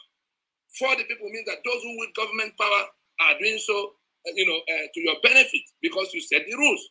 In Nigeria, as we have it now, we did not set the rules. Our votes never get anybody anywhere because there's a centralized electoral system in which people who do not wish you well are the only ones who have exclusive control of processing candidates for you in election. So if they confront you with candidates that are between armed robber, arsonists, ritualists as the only candidates you are going to have, that's what you get. Even if you manage to smuggle somebody from somewhere, they get in Nemo. So these are all the things that are coming together to choke 150 million people. We're not talking about marginal situation here. Okay. And we're saying, let us accept it is not election that will resolve this matter. Okay. If we do like doctors will do, diagnosis, what is wrong with us? Prescription, what do we do about it? Treatment, how do we go about doing that thing when we can still save this situation? None of this is going on now, and people are still discussing who will go to election. Okay, I'll come back to you in a moment, Mr. Nnadi, because we have another question for you on your proclamation. That is Nina's proclamation, to be clear. Now, Prof, I have a question for you, Prof, from a member of the audience. It goes by the name Michael, and he's asking to say, taking a look at Ethiopia, I think he's referring to the Ethiopia-Tigray crisis. He said, with all they've tried to solve these issues, which to a large extent we share, is it time for us to accept the reality of what Nigeria is to forestall the coming collapse, or do we keep hoping for a miraculous intervention? That's for you, Prof. Well, people are entitled to different visions of the future, and it can be a legitimate position to hold on to any of the many possible visions. But I choose to think that we leader are appropriately committed to the service of a shared humanity, that it is possible for leaders to engage in a manner that extends an umbrella for the good of all who are human within that space. There are those who say it is not possible, we cannot do it, so let's all, head in our different directions. There's no position that is illegitimate. The point for me is that my preferred position creates a greater opportunity for all. I mean, take the Tigray situation. For generations, people lived in those same areas, loyal to one king, an emperor, and they lived maybe not in the most happy way, but they lived okay, they accommodated each other, and they functioned. Then people failed to exercise leadership. I was in Sochi in Russia 2 years ago, shortly after the Prime Minister of Ethiopia was announced winner of the Nobel Peace Prize that year. And he was there, we all went, congratulated him and all of that. And we all had hope that the template on which he rose to the premiership in Ethiopia was one that provided the basis for a strong, binding kind of approach to leadership. And it pleasantly surprised me because I know that something in the culture makes them very quarrelsome around that part and not accommodating. I recall the Europe-Africa Summit of 1996. I mean, a comment about, people can accommodate each other. I know how angry it made an Ethiopian minister who was at that summit in Annecy in France. So they tend to be very, so I was so pleased to see the Prime Minister take a position that literally won him the Nobel Peace Prize from nothing. And a couple of years later, that failure to exercise leadership, see the consequence for everybody in that region, So I believe that it's a choice.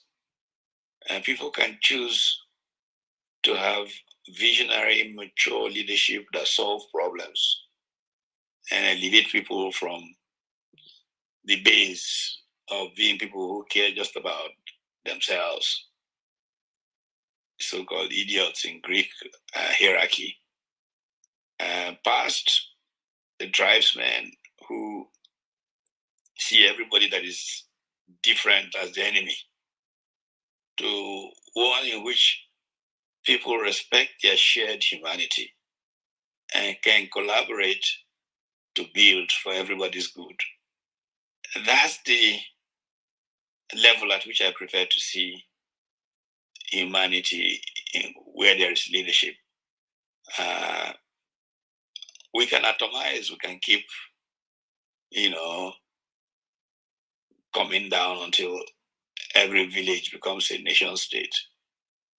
And not so sure that offers us any greater security or any better prosperity. So it's just different. Okay. Thank you, Prof. Bonka, I'm told you have some questions. Yes, I do. Can you hear me? Yes, we can hear you, Bonka. Yes. My question is actually referred to Professor Pat. I think it's a little bit insensitive to say that agitation like this is like kids throwing tantrums. That kind of analogy was very it didn't it made us look so it make us feel like we're just some immature people doing retarded things, and I just felt like it wasn't cool. But I want to say something real quick, and I wanted to kind of engage the professor on it. There's an American, I think it was a president, that said that those who make peaceful change inevitable, they would make violent change. Those who make peaceful change impossible, they will make violent change. I don't remember how I said it, but if yes, something like that. That if you don't allow for peaceful change, there would be a violent change. And so it's like saying the Russians, when they started their revolution, it's like kids throwing tantrums after they've asked and asked so many times that they needed changes, or like the French Revolution, when hunger has pushed those guys to the wall. And so this is a kind of environment where people are being killed, people are being maimed, their lives are being taken, poverty is being extended, and people are saying, okay, we're being pushed to the wall. Enough is enough. So give an opportunity for us to better our lives. And if you don't, there's going to be trouble. That's far from a kid's throwing tantrum analogy. So now, the question that we always ask is that should the cat be put before the horse? And the question I'm asking that is it right to have elections before a right constitution, or should there be the right constitution and then the elections to protect that constitution? The civil rights movement in America, blacks were elected. The blacks were allowed to go for office and things like that. So would it have made sense at that point to tell them that, listen, you don't have to go on the streets, you don't have to agitate, just mobilize yourself and get involved in the electoral process? Would it have gotten them the things they were asking for in the civil rights? During the apartheid regime in South Africa, which I know the professor knows about because I've heard many of his speeches, and you do talk a lot about South Africa. They used to have a colorblind clause. The colorblind clause allows certain blacks to vote, especially those who own properties. So would it have been wrong for is it wrong to now say people like Mandela and all the guys in the ANC were doing the wrong things when there was an opportunity for them to have participated in elections to have things change? Because these are similar situations going on now. In Uganda, would you say an election will remove Museveni with all the things that has been going on with him and the other younger musician guy? I think Bobby something Bobby. So would an election remove that kind of man and pave the way for what the Ugandans really want? So if you look at what happened in Nigeria from 1922 to 1946, there has always been agitations that this constitution does not represent what the people want. Much until NCNC started getting a little bit aggressive with the Enugu coal riots and things like that. And that was when they started giving the constitutions that the people demanded. And that was when people like Awolowo could do what they did in 1950s. That was when people like Zig could build universities. People like Okpara that came after could do the things they needed. So everything they did then, they would never have been able to do it if they're in the constitutions of Clifford or Sir Otto Richards. So should they have just been going into elections then without doing those agitations? Because these are similar aspects of history that Mr. Tony Nnadi is trying to articulate, and he's just being made to look like he's overreacting. So that's right. What I thought to share. Thanks. Yeah. Okay, so Prof, please answer Gonga's question. All right. Well, I think that anybody who looks at my history and suggests that I have something against strong protest or alternative modes of engagement. It really hasn't seen my history, because all I've done almost all of my life is engage via protest. I was beaten on the streets of Lagos as a senior executive for protesting during June 12th. And people were wondering, are you crazy? I mean, I remember the late Alex Ibu saying to me at the launch at the British High Commissioners, my friend, you still work for that company, you are doing this. No, I've always protested. My whole history is about the point I'm trying to make with the metaphors that I throw up is pointing to the fact that we have had leadership failure. We had smart, visionary, mature leaders.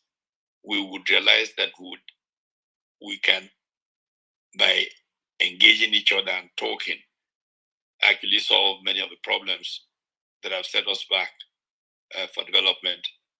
I think on this very platform, I had even said, look, you guys abroad who are complaining and talk, you want to take the Museveni of, the Kagame option, why not? If you are really serious, I have no problems with people talking from New York and anywhere, putting on fatigues and getting into the bush and leading a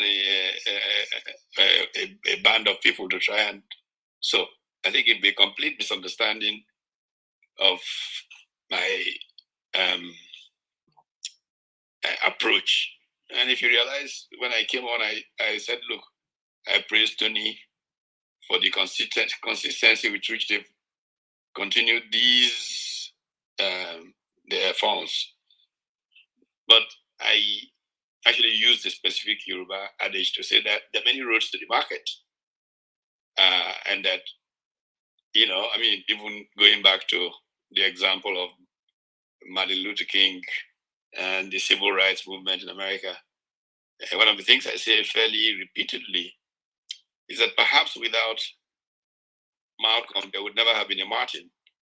White America may never have listened to Martin Luther King if Malcolm X was not active. And there was quite an understanding of that, if you recall the meeting between Malcolm X and Coretta Scott King when Martin was arrested. Malcolm had that clear understanding that the manner of speaking, the fear of him was what made Martin important. So I think it's important to have these things in perspective, and just saying that we can avoid all of these things if we had smart leaders who get together and solve problems. Funny enough, one of the examples that I've used may seem like an awkward one, but I've often talked about the fact that there's a phenomenon that is perhaps sometimes even misunderstood, that is called the Kaduna Mafia. And that what really it was that there were a number of people who lived around a 2 square mile area, who had friends who lived in Ikoyi and Victoria Island. And typically, when Nigeria ran into challenges, they would make phone calls, and between them, they would kind of find solutions. And at some point in history, a journalist, who's a friend of mine actually, in referring to them and their influence, created a name for them, the Kaduna Mafia, and that got reified into a myth of concrete perception of a group of people who acted in certain interests. But it was really an agglomeration of people who could talk to each other and solve fix problems, and which is what leadership is about, and which is what has failed dramatically in recent Nigerian experience, in my view. And I've tried to follow these things through the years. So to suggest that I would in any way think the protests in South Africa were inappropriate is a completely wrong reading of who I am, what I've stood for, because I have sacrificially actually put my life on the line several times in this country. I mean, if you go, if you read the papers, I escaped 2 or 3 assassination attempts from state terror in Nigeria. Right. Right. Thank you, Prof. So I will just bring in Dawn into the conversation. We'll go back to more questions for Prof, and I'll also get back to Mr. Nnadi on the question regarding Nina's proclamation. Now, Dawn, you are a member of Nina's, if I'm correct. Dawn, are you there? Yeah, I'm here, correct. Yes, so is it Nina's position that there should be no elections in 2023?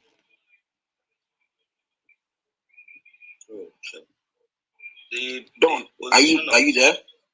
Yeah, I'm here. Can you hear me? Yeah, what is Nina's position regarding the 2023 election? If you could answer as quickly as possible, because I have a follow-up question to that. Okay, Nina's, like Tony had said, the elections is the instrument that fuels the constitution, or the constitutional base or foundational base of the nation. And if we have identified constitutional grievances and sovereignty disputes, and based on that declared a constitutional force majeure, it will not make sense if Nina's was to say that elections should continue, given the fact that it had declared a constitutional force majeure in November 2020. So Nina's position is not boycotting the election, but halting the election to halt the supply of life to the 1999 Constitution. Okay, so in the event that the election does hold as it looks likely to, what course of action do you recommend to the people? Yeah, like you said, but the Nina's position is clear. We are in the process of activating the people to be aware that that election should not be. You know, let me just quickly give you an instance. Why it looks as if the election is going to hold is because Nigerians have gotten to a point that they have been broken. They have been intimidated. They have been used to this life of trying to dig through the wall, even though we have found ourselves in a situation that is very clear that we are all heading to perdition. We are all in a situation that this country is going to collapse in our head. We are in a situation that we don't even know when we will be attacked on the roads, slaughtered or something. The security situation is so terrible. The poverty situation is getting so high. So we are almost there. And we have been broken to believe that we can continue to survive like this. So what Ninas is actually trying to do is to wake us up from that state of being that broken state, that state of thinking that nothing can be done, that we should just continue like that, that we should just pray that one miracle falls one day. Ninas is at the position of awakening the people. Like we have declared a process of activating the people power. So we are looking forward to getting the critical mass. Yeah. And we will not want to assume. Just a moment, Don, right? So again, you're not answering the question, and it will seem to some people like you're not answering because hello, yeah, can you hear me, Don? Yeah, I can hear you. Yeah, just hold on a moment. So you're not answering the question, and it would seem to some people that you're not answering either because you don't have an answer, because NAS hasn't considered the eventuality properly, or because you haven't thought that far. Now, let me just rephrase as simple as possible. If election holds in 2023, right, what are you recommending to the people? Should they participate or not? if elections should go ahead to hold. Yes. Yes, the elections would actually go ahead. The government is not saying, the government did not publicly acknowledge our demands to halt the election. So definitely they are actually planning on holding the elections. So what do you recommend to the people? The people should do everything possible to halt the election. If they are not able to halt the election, what should they do? Should they participate or not? Again, you're not answering the question. Ninas is not asking anybody. Can I come in? Can I come in? So we don't take these things out of these things are written, and we are not to come here to tell the enemy what we're going to do next. We said we will reconsider. However that plays out, everybody will see it every day from the time we said it to the time when something or the other happens.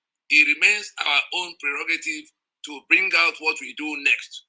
So no coming to ask what are you going to do or what will you recommend them to do.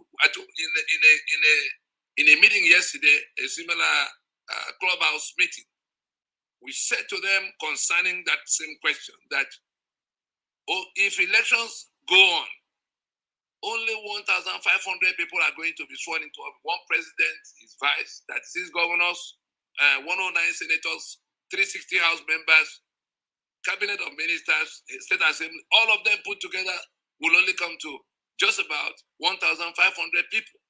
Now, the lives of over 150 million people, discounting the ones that have seceded from a secular union, are at risk because there are people coming towards them to slaughter them. And the only way those people can get to them is that constitution remains empowering those people and disempowering them from defending themselves. So if they refuse to do the thing that can stop that killing from getting to them or the other calamities that are coming, in torrents towards them, if they refuse to do it and they go towards election, then they truly deserve to die in any number. They truly deserve to be ruled by cows and treated as slaves. That's what we're saying at this time. But we're satisfied with what we see in those who have been told that this is a choice they can make to remain slaves and get killed because it's not enough. It's not even, you are not going to be allowed to remain the slave you have always been under this constitution. There are people who have come from across the border to take the land from you. They come from all over the continent. And we saw the governor in Boji that came out to say that Fulani from everywhere belong here. And they are coming to, they are doing ethnic cleansing to take over the land. We can pretend as we like, but that is what is going on. And so those who are going to die, those who will face that AK-47 when it gets to them, are only going to get to that if they allow the political parties to keep dragging them towards election that validates the life of that constitution. So if after all of what we've done, they go with those who say, "Come, let us renew the life of your torment, the life of your misery," it will be their choice. If the AK-47 gets to their space, it won't spare them because they were stupid. It will kill them like it will kill other people. So it's as simple as that. Our plan, what we said we'll do is still there. How we do it remains our own, prerogative to tell ourselves or the public at the appropriate time. I think that's it. I think we should leave it there. All right, Mr. Nnadi, thank you very much. I will come back to you with another question. Tolani, you had a question you wanted to ask. Tolani, are you there? Yes. Yes. I mean, I had a question. Sorry. Mr. Tony, thank you so much for coming to this platform. I mean, I have been in other rooms where you had given a sort of lecture, and that's why we decided let's have something different because, I mean, the audience is more or less the same, and we just thought, okay, let's try and spice it up a bit. But so prior to your coming in, I know a lot of us, I'm also an agitator, albeit maybe certain things that we had said prior to you coming on Clubhouse, I didn't agree with. And I know that people are totally and completely against participating in the electoral process before you came. And I know I always ask that question that, okay, whether or not people vote, the elections will hold, and somebody will be chosen either as president, governor, whatever the position is. But I was very happy when you came. That was the first time you came to the Masses Club, and you said, you explained the Nina strategy. And if I borrow from your words, you said that the political parties should close their shop. And for me, that was a bit more enlightening for me, because also because you're a lawyer, you understand that if the elections do hold, a candidate will, or a president or governor, whatever, will emerge from it. So I was very happy when you came up with a different strategy from what we had been discussing on Clubhouse prior to when you came, which is for the political parties to close shop. And I think that's actually a brilliant idea. But my own question will now be, how do we get them to do that? Because I know that during the NSAS, people were gunned down to protect a bloody toll gate, right? This what is at stake is not as much as, or what was at stake at that time is not as much as what is at stake right now, right? So these are the kind of people that we are dealing with. So my question to you is that how do we get them to do that? What role would you like us to play? Like, what is the plan, as opposed to, yeah, it's one thing to have the idea, which I honestly think it's a brilliant idea if it can be pulled through, because then we don't have the options of the Agberos voting for us, and we don't have, the Constitution doesn't say anything about how the number of people that need to vote before the winner can emerge. So my question is asking it, I just needed to put a bit of context. My question is now, how do we achieve that? Because the day I heard you were coming and I saw the topic, it said something about our role. And I said to the people that I'm in the same club with, that, and I need to listen to this man. And if he shows me something that I can work with, I will follow him all through. Right now, my question to you will now be, how do we do that? And what role do you need us to play? Thank you. Thank you. What will happen, which is in our hand to do, is to say, just say before any other thing. Imagine if we had 2 million young people who connect with this, vision to save their future from this constitution and the people that imposed it and those who have benefited from it from all corners. The first step is to say it loudly, so loud that a Kingsley Moghalu will not turn up to say, come vote me, I will do it. Because you already armed yourself with the, with the information you should have in telling him that even if he becomes president, he's not going to be able to change A, B, C, D. That is the Constitution guarantees corruption beyond his capacity to do anything about. The Constitution, the 36 state structure, is the reason why all the income of Nigeria can no longer pay for bureaucracy now. They've stolen 8.3 trillion from the pension funds to keep patching up.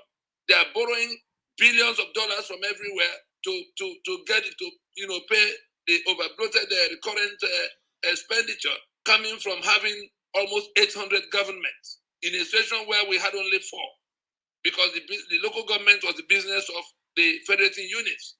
Nobody took money from central treasury to finance local government. And so let nobody have the courage to come to tell you, if you vote me, I will do it better, because it's like coming to tell you, I will fetch water with this basket. That constitution is the basket. The dividend of democracy is the water that should come to you. The people who have to fetch that dividend of democracy with that basket are the ones who go to the stream.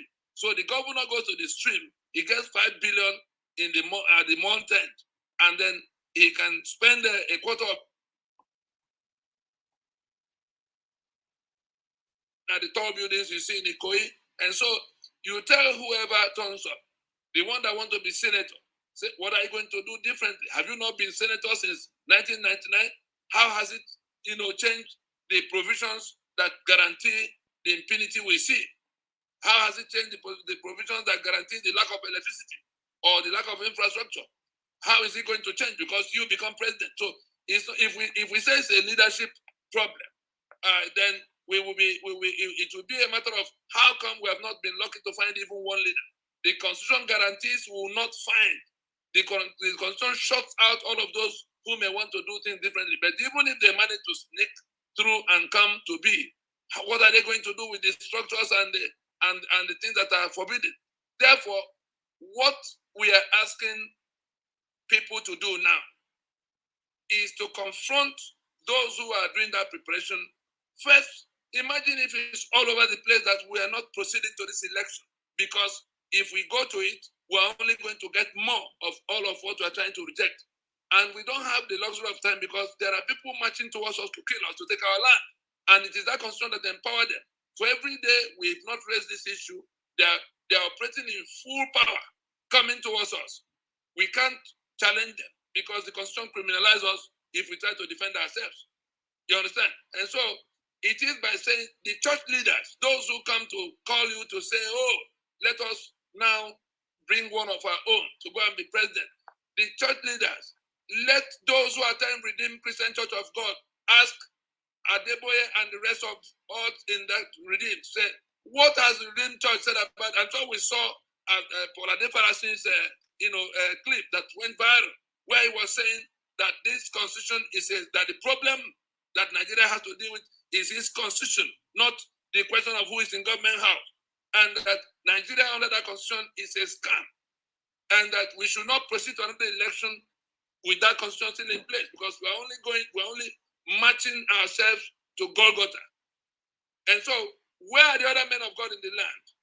Where are the Bishop Tutus amongst the men of God in the land? Or is it only private jets and private universities that their positions are meant for?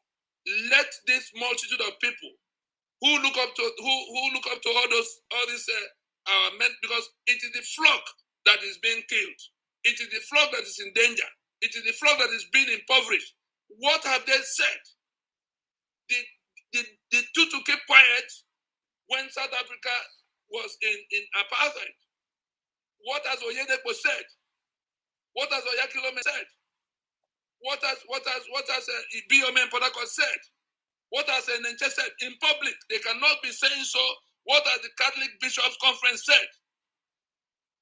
They must come public now to say that, because this is a choice of life and death involving everybody that gets killed has somebody that is, some congregation that, what is Kumu saying?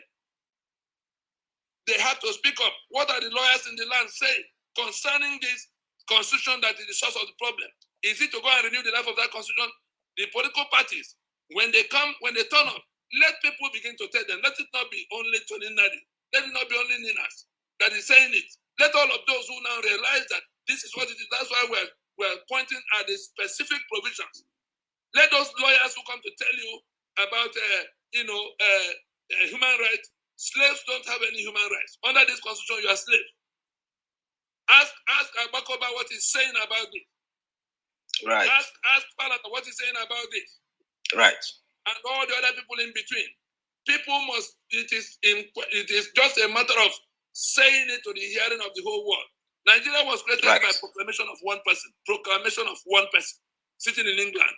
How can the joint proclamation of all of us not be able to overturn what a few people as Supreme Military Council did in 1999 or whenever they did it?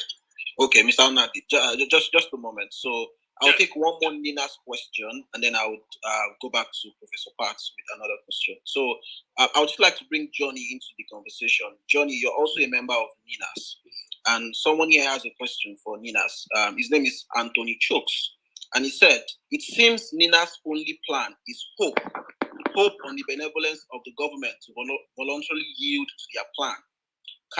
Can you please ask him if he's heard the phrase, power is taken, not given?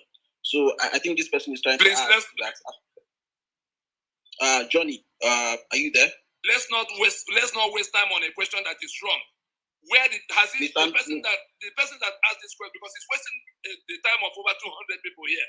The person that asked this question, has he read what we wrote? Are we saying we're waiting? Did we say we're waiting for government? We said If after so time they've not done what they need to do, that the people are going to reconsider. Does he know what it means to reconsider? What does he think we are doing?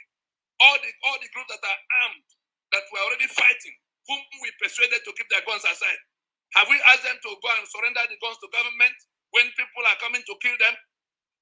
The question is wrong. Let's not waste time on it. Nobody's waiting for government. We say the right we're insisting upon now is anchored on our sovereignty that is inalienable. The right to self-determination. It does not depend on whether federal government agrees or does not agree. The only people we have business with are the people themselves. That's why we're going directly to them, having waited for government. We pay the government only the courtesy of inviting them and giving 90 days for them to come. Instead of coming, they rush to their own chamber of National Assembly. Of course, we told them point blank that no such thing will happen. The governors are in between. So there's no such thing as waiting for government. That question is wrong, and we can invest the time better in what is written. What we wrote is the basis of question that anybody should ask. Anybody who hasn't read it should please go and read it before coming to ask questions based on what is written, not what conjecture comes to their mind. All right, Mr. Tony, if you want to answer the question from one of your constituents, I'll just go to Professor now. So Professor Pat, someone here is asking, his name is Toyosi Oyejobi, and he's asking to say that who are these smart people we can put in leadership, and how can it be possible under the current political space we have in Nigeria, and especially under a constitution which is flawed? I believe he's asking this question in response to some of the proposals you made earlier. Well, at a very early stage in the evolution of our country, we found smart people in the Olos, Ogbaras, Zigs, Tafawa Balewas. They worked out certain things that may be imperfect, but they were able to work out accommodation that enabled independence to come. Again, we had troubled times. We found people who were thoughtful enough, in spite of how you may judge some, who offered counsel. They were public servants, civil servants, so they came to be known as super secretaries of whatever, who enabled us to navigate a difficult time in our country's history. It is still possible that today we can get people from every part of the country who are, thoughtful enough, who recognize that leadership is giving ourselves for the advance of the common good and desire as their reward immortality, rather than the biggest house in the neighborhood, and can therefore look at how they expand the space for people rather than what they take away and therefore constrict the possibilities. I think that those people are all around us. They're not hard to find, and that we can, get such people to collaboratively engage in a way that serves us all better. I look at recent experience of countries that have been challenged and have somehow turned the corner, and I say, if it is possible there, why not here? So really, if you look at the kind of coalition of people that came together during some of our, let's call them protests, concerned professionals, these were people who spoke different languages. These are people who clearly understood that what was happening in our country were not the best, and they thought that they could do something to make a difference.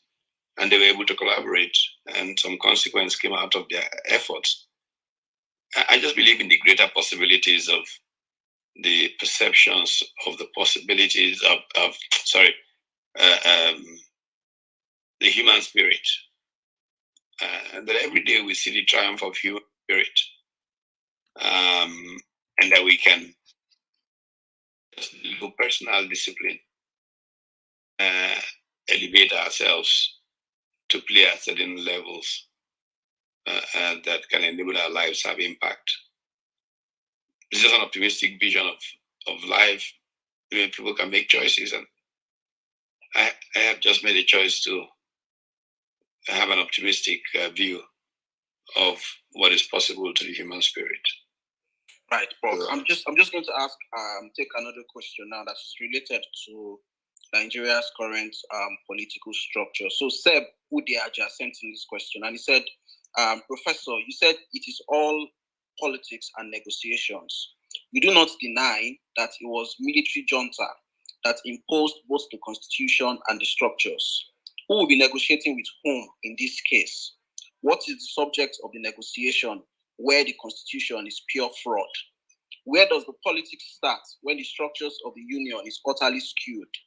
3 southern regions were given only 17 states, in brackets 51 senators, while 1 northern region was given 19 plus 1 states, in brackets 58 senators. Such a skewed structure imposed upon the peoples. Where does politics and dialogue start if this constitution is not repudiated? That's Budiaja's question to you, Prof. I'm not a supporter of that constitution. A question is posed as if I support the constitution. I think that the constitution is flawed. I've said that for forever. However, again, this is where rational conversation is very important. To what benefit has it been to whom that you now have so many states, you now have so many local governments in one place or the other? If you look at the outcome, has it improved anything for those who you think have advantage? Certainly not. Indeed, and in truth, the big lesson from all of this, which is why I wish there was public conversation that was rational in our country, is that all that hustling to get more in the hope that it will incline you towards extracting more rent from the system has just led to more poverty for those who seem to have advantage. And if we have, the kind of elevated conversation that we could have, people will realize that this business of trying to get more share of revenues by falsifying population, doing this or that, has only made people poorer rather than giving them advantage. Parts of the country that were very productive in the 60s, but the politics and the game playing of military rule, which allowed a gerrymandering of all kinds of things, produced possibilities of more revenues going to those places. And unfortunately, sadly, in add-up, made those places poorer. And the places that seem to have become more disadvantaged in this sharing have become more prosperous.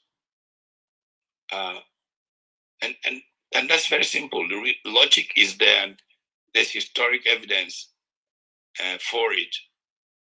That what makes rich is production and not revenues. So you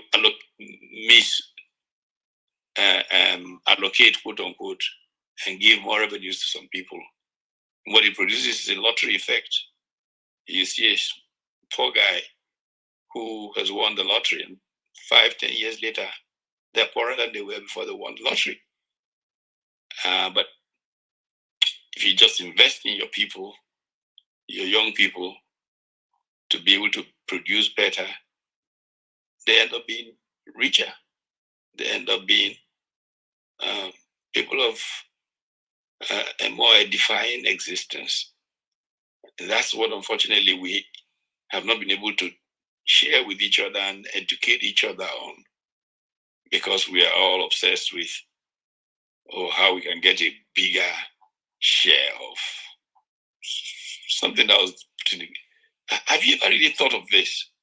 With all the fussing around oil revenues, Nigerians in the diaspora remit so much more than Nigeria earns from crude oil. Have you thought about that? It just shows you that really this whole prebendal political culture is so wrong-headed. If a few human exports send back more money than all of this earnings from oil, it almost like justifies a flippant comment I made in 1996 in an interview with The Economist.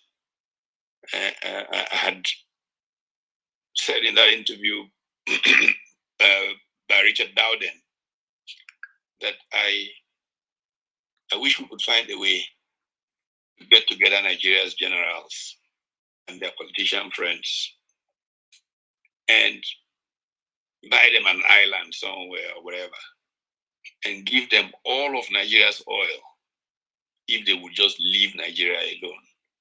That I think Nigeria will be much better off. And The Economist, they always have a comment. The Economist said, fair comment. And this was 1996. You look back, and if we managed to do that, Nigeria would be so much, much better off. In fact, there was a time I used to argue that I wish we could cap the wells. Just cap the goddamn oil wells. Nigeria would have been much better off. Unfortunately, people struggling to get a share of what was flowing out of those wells have gotten poorer because they missed the logic of wealth, and that is, it's about production, not about sharing of revenues. I yield. Thank you very much, Prof. Johnny, are you still there?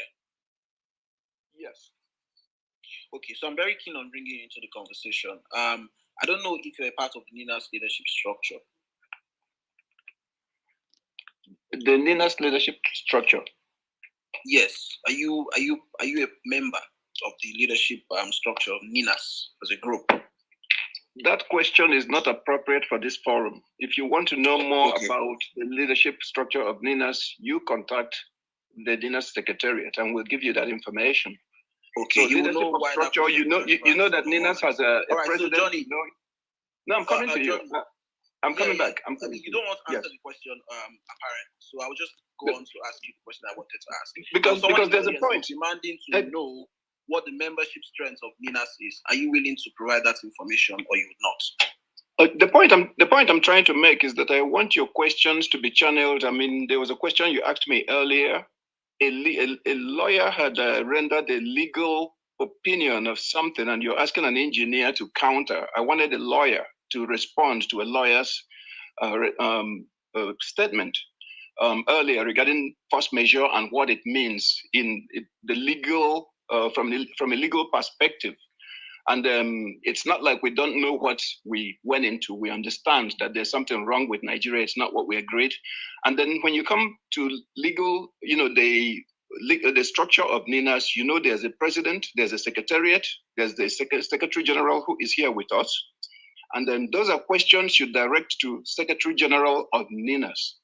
Yes, and I'm asking you because members of your group are demanding that you others join in the conversation besides Mr. Nnadi. But if you will not answer, it's fine. You can mute your mic. I'll go to okay, I just wanted to make sure that you no.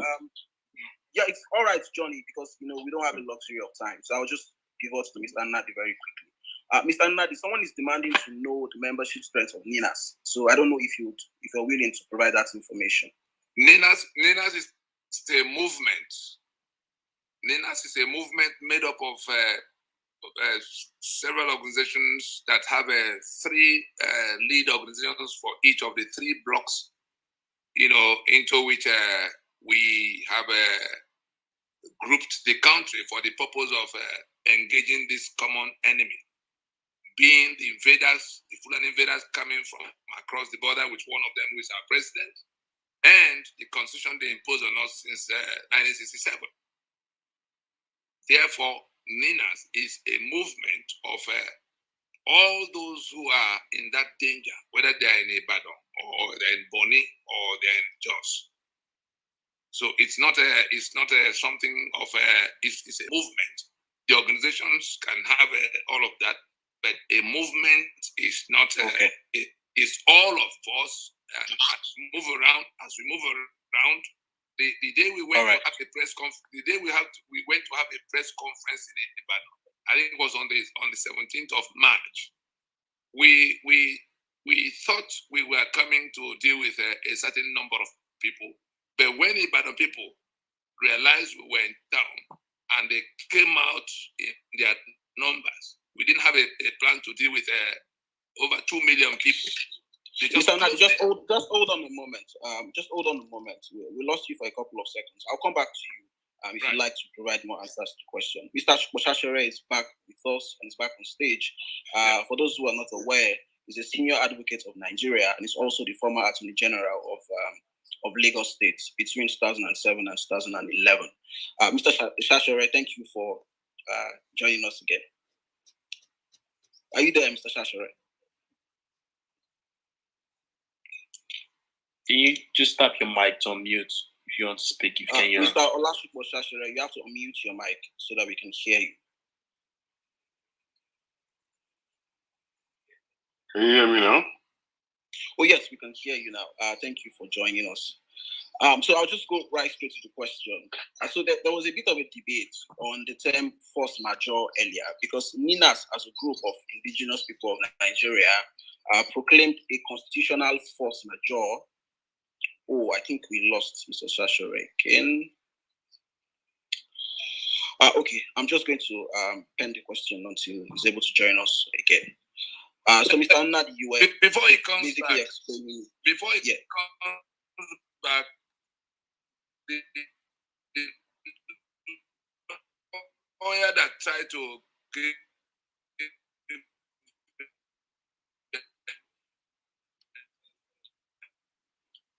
Mr. Nnadi, your network is not at its best tonight. We're really struggling to hear you. Okay. I say, it's not. Is it better now? Because I changed a little. I can hear you now. Yeah. Oh, okay. Mr. Sasha. Mr. Shashere is back.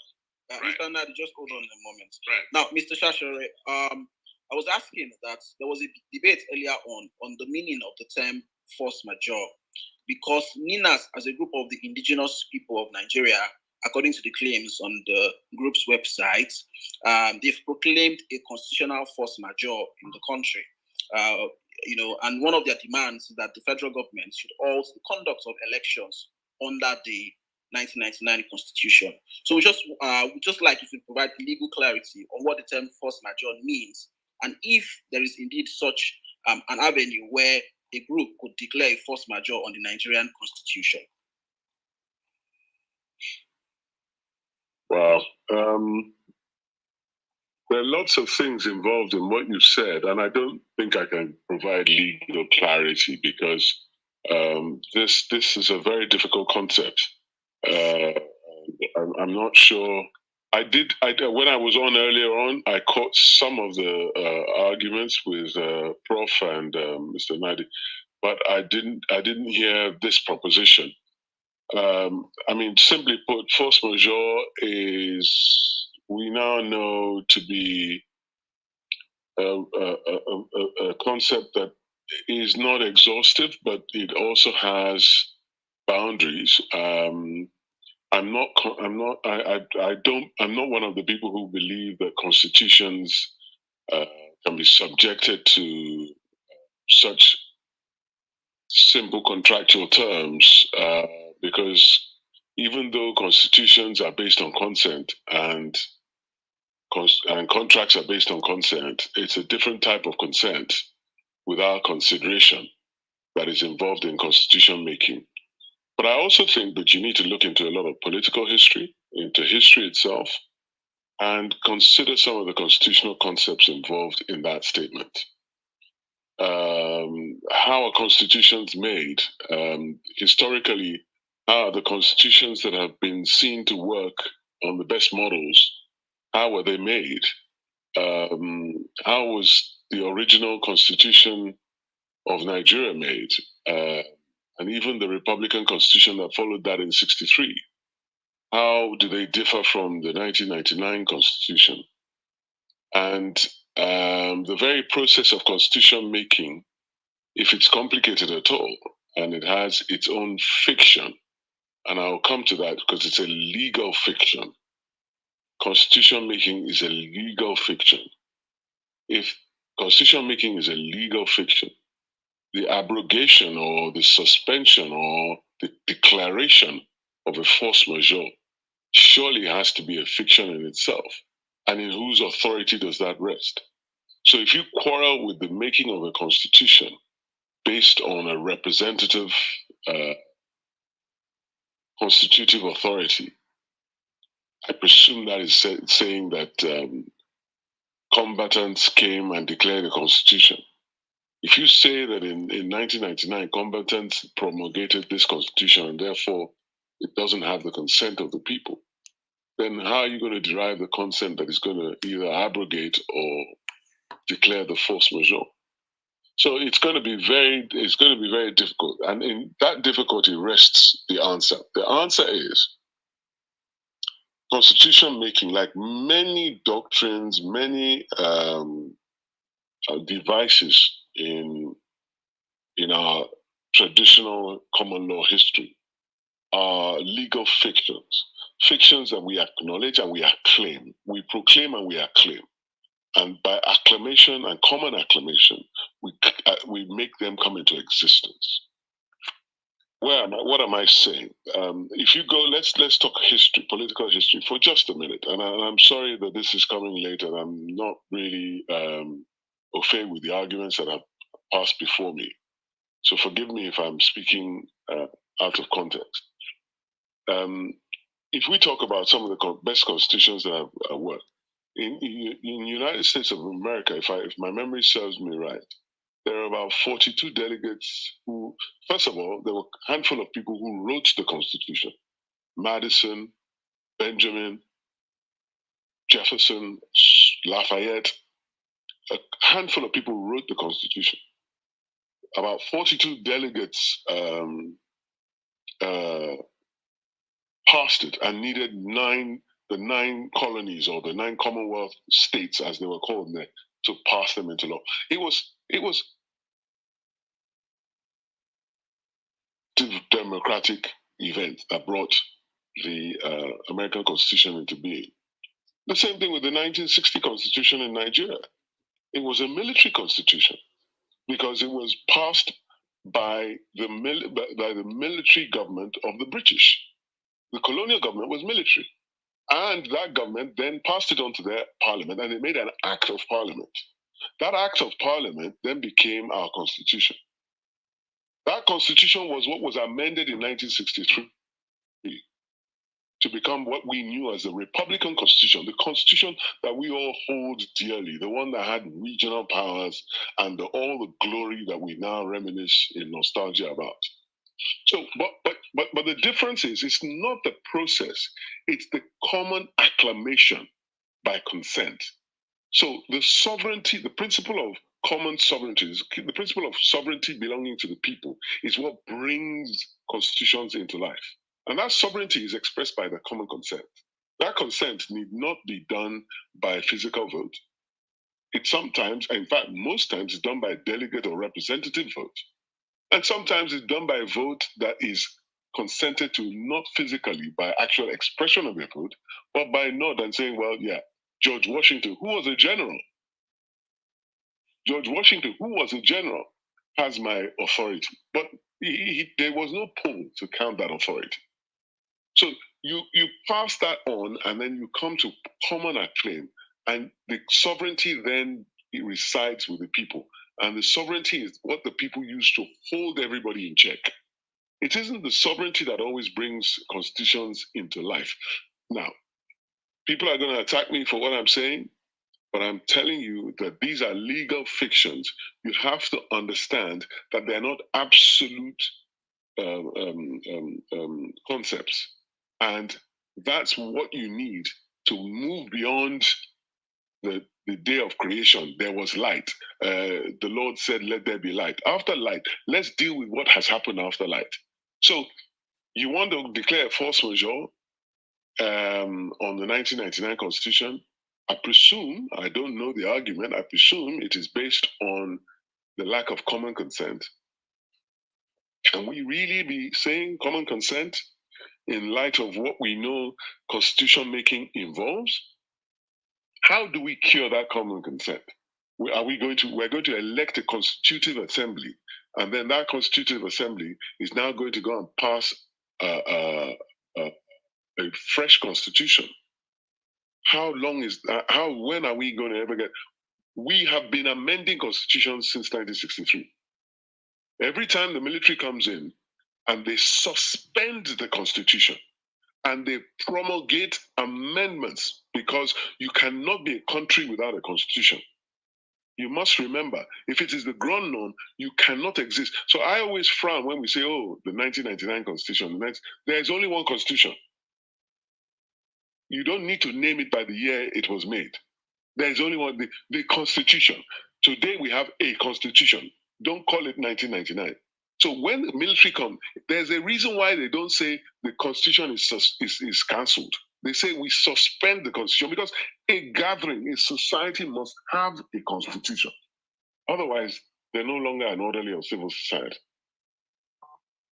So I don't know. I don't know if I've rambled out of context, but it's not an easy thing.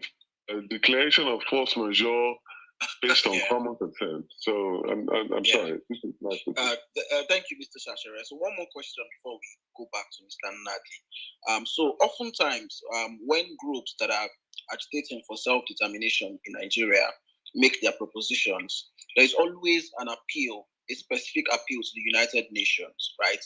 And they often make the appeal based on the understanding that the United Nations has an obligation to perhaps seriously consider such request.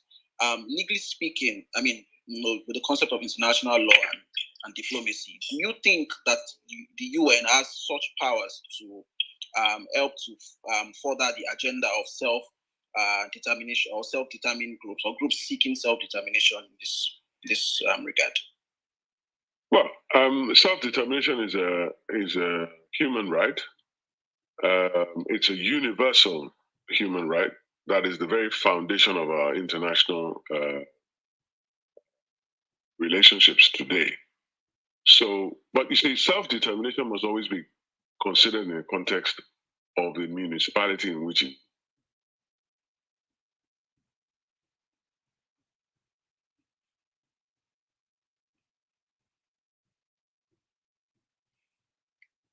Oh, I think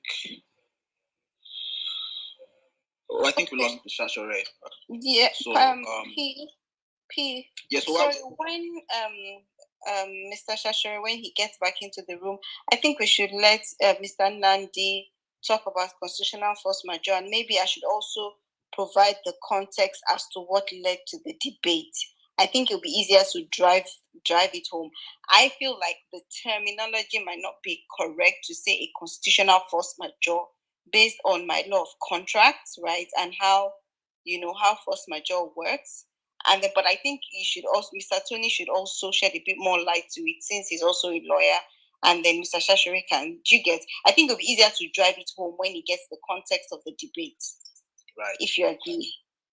We can just discuss it briefly.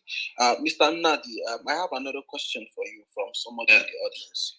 Now, the person says that let's imagine a scenario where you get your wish and somehow the government halts the elections, right?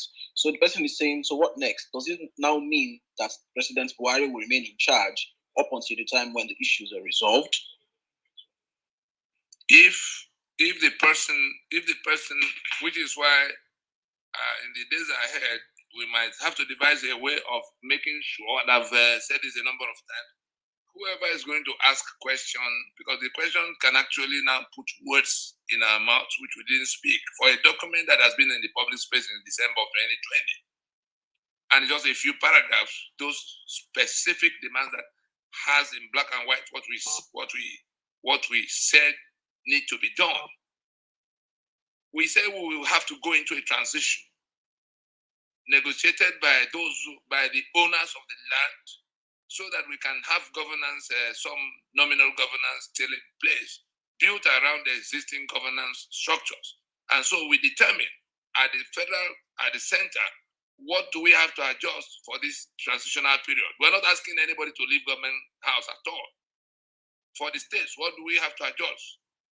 In the National Assembly, how do we adjust their mandate so that the body with constituent powers can go in full? They can't be sitting and talking to us about medium-term and long-term, contracting more and more loans of billions of dollars on our behalf with full powers, taken from that constitution. Because the dispute we have raised is about our signature that has been, fraudulently procured as validation for that constitution.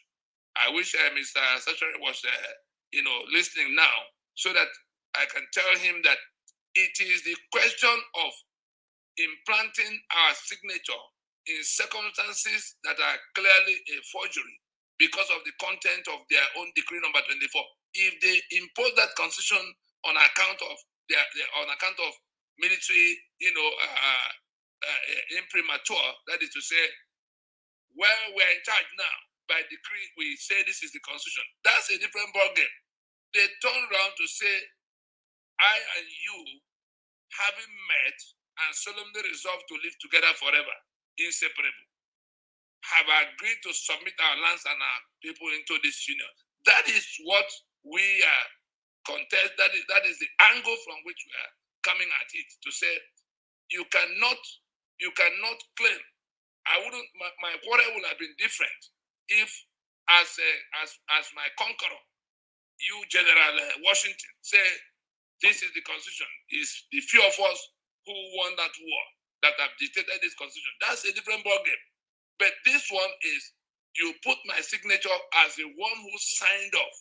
And if I talk about forgery now, some will begin to argue, about the definition of forgery is simply every time, a document, purports to come from where it did not come from, and you have a means of showing it is so.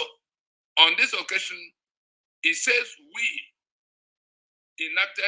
wrote and agreed upon, and then wrote and enacted. And there is proof that we never met because of the content of decree number 24 that was printed in error, along with the constitution, because the instruction written in that decree is that it should not be printed, so that we don't get to know how it came about. The constitution will have started with we the people, a plain lie. So when we talk about force majeure, it is to say, except somebody can argue that the constitution is no longer a social contract, except somebody will argue that what we agreed as the basis of the social contract at the beginning, assuming we even remove all the dates from all the that constitution simply means to constitute. Bring your part, I bring my part, and it becomes the whole. So if we constituted on the basis of being a federation and on the basis of being a secular union, and suddenly in that social contract, it had turned into non-federation, non-secular union, and we declare an emergency because it's on account of our sovereignty that we are constituted, your land, my land. And all of us who own those lands, who are now being slaughtered on that land, having been expropriated by that forgery. These are all the things that are, coming together to sustain that declaration of emergency around that social contract. It doesn't have to be written into that forgery, because somebody may say, is it written in the constitution? Is there some provision for it? Like asking Mandela and Oliver Tambo whether there's a provision in our apartheid constitution for them to reject a minority white rule that was the purpose of the constitution itself. And right. So it is in the context of a radical departure from the basis of our being together, bringing bringing our lands and our people into a union. You know, that we are saying that basis had been damaged by the actions of a section of the country that has now brought us to where we have been impoverished and expropriated and now being killed. We can't sit here. The other alternative will be self-help, indiscriminate self-help. Nobody is going to endure killing. You can endure poverty, you can endure some maltreatment or marginalization. But when it comes to killing, I tell you, nobody's going to enjoy it. Okay, just a moment, Mr. Nnadi. Yeah, just a moment. So Tolani, Mr. Shashere is back in the room. So I think that Mr. Tony has also provided a bit of context. Yeah. Oh, he's out again. Right. Yeah. Okay. I think he's having a network challenge. I'll just go to Professor Pat very quickly because we have some people who have questions for the Prof. Yes, Prof, I'd like to also encourage a summary. I have to be on my, we're at 5 a.m. and I've been now at this. Right. Thank you so much for the time you've spent so far. I mean, we've been going on for hours now, and I think this perhaps should be Sorry, the concluding question. Pete, can you hear me? Yeah, I can. Before Prof goes, Prof, thank you very much. Prof, by the way, you owe me something, don't you? Remember? I think I owe you a power bank and you owe me something. You owe me a guest. Okay. So when are we getting it? If I so I'll work on it. Okay. Okay. I'd love to have it, especially when we talk about sustainability in the educational sector. Thank you. Right. Okay. Johnny, I just want you to ask the question you wanted to pose to Prof. Very quickly, if you're still there. Professor Utomi. Yes, sir. This is my question for you. I read an interview that you did some years ago about your experience in the North on the day the program started, the slaughter of Igbos and other Southeasterners in the North. Okay. You were a young man there, and that interview was quite intriguing. I mean, that your experience was harrowing, and I still think about it a lot. And you recounted your experience, how your father was very well placed and was working in the North at the time, and there was this his personal contacts and relationships that he built over there helped keep you alive because your friends came up, family friends, and they did their very best to make sure that you were safe. And then I recall when you were in that plane to fly out of the airport, I'm not sure which airport that was. Can you please So the aerodrome in the aerodrome, yes. Yes. Kwara State Capital. Okay, Kwara State Capital. Which one? Zamfara. Today. Zamfara State Capital. Okay. Yes, I recollect how you described that experience. You were in that plane, and that plane was getting on the there were Igbos and other Southeasterners everywhere in that airport, and they all wanted to catch that one plane. You were inside that plane, and as that plane went to taxi it on the runway, people were running outside. They were running after the plane. People who did not get a seat were running after the plane on the runway. And this time I think about that image, I choke up because that was the experience of hundreds of thousands of our people who perished in the North. And these were even the ones who could afford to fly out of the North. There were so many others who could not go to airports. They went by road. Many were killed on the road. Many were killed at rail stations. And that was the Igbo experience in 1966 in northern Nigeria. You have those deep personal relationships in the North, and that's not a bad thing at all. But is it possible that your outlook and the way that you see Nigeria may not be the same way others, that so many people, that's in terms of as it relates to the North, not North as in Middle Belt or anything, I mean that far North, that North that you had built relationships with, that was close. I mean, that was close enough to your family to where that friendship could bring your family to safety when others died. Could that be? Would you say that? I mean, could that be? Is it? Do you really think that? I mean, do you really feel that you have the right pulse of how people who have borne the brunt of the calamity Nigeria has become? I mean, would you say that you really understand why people may want to disengage from that Sharia belt that has caused so much pain in their lives? Are those relationships so strong that you can't really take definite a strong stand against that Nigeria that many of us have think it's really that has become dangerous to the most of us?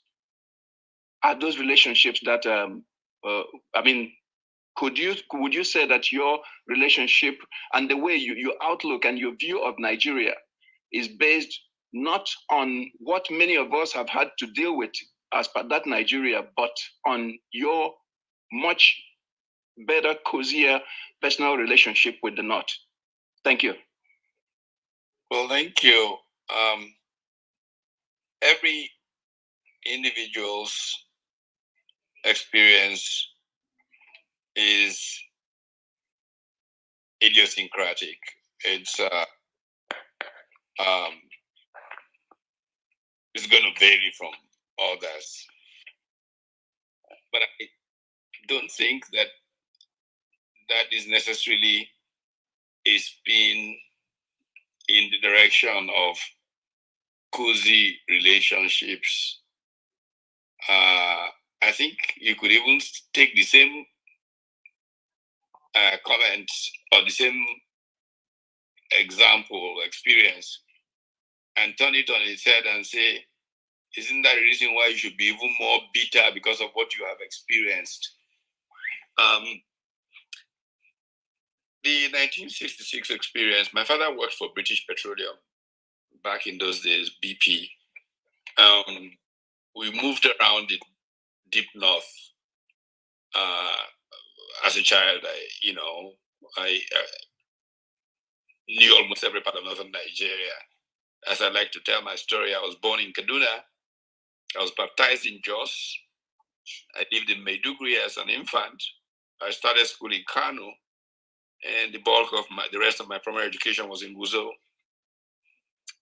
And when the pogrom started, I had just arrived in Guzo. The morning the pogrom started actually by train. And as it continued, people were running to different places for safety. On that morning, the very morning of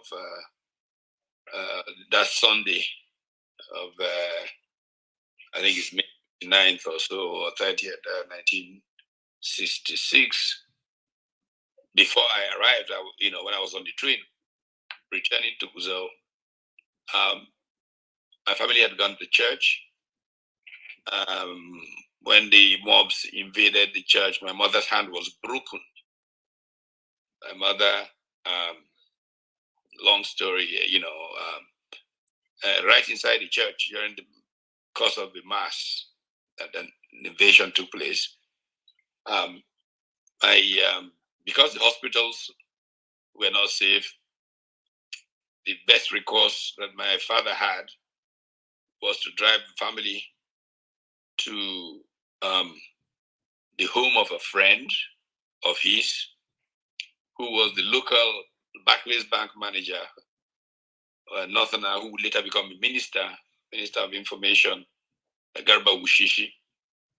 But at that time, he was was the manager of Barclays Bank in Guzo, and a doctor came to attend my mother in his home, and then he came to the train station to get me. And when I was getting out of the train, everyone was deserted, and I looked, I didn't see my father or anybody until I looked across on the road. There was my father standing beside his Peugeot 404, and carrying a gun. And I wondered, was he going hunting this morning or something? And like Rambo, he had this with bullets, chain or whatever around his one. And anyway, he waved me over, and I came and we got in the car, and then we drove to Malam Garba Wushishi's home. And then the story began to unfold. Then the riots got worse in the night, and everybody had to run somewhere. First, we ran to the hospital, the Catholic hospital run by the nuns, which was on the way to the airport or aerodrome, as it was back in those days in Guzo. And then the Reverend sisters were not quite sure what they could continue to harbor people. So moved to the airport. And my father had managed to make contact with his employers, who then sent a light aircraft to come and get us. And that, what you described, took place as we were being flown out in that aircraft, and others were desperate and kind of like, anyhow, that could have been the basis for bitterness, that kind of experience. In fact, it gets worse because my father, when we flew out into the plane, brought us out to Kaduna, and then we continued back east, and my father continued work, returned to Kano, and operated from out of Kano. And something even more dramatic happened because he then was traveling around as part of his work, and the worst of the what do you call it now, pogrom, rioting, whatever, heat. He was in Maiduguri, I think, at that time, and had to hide inside a tank,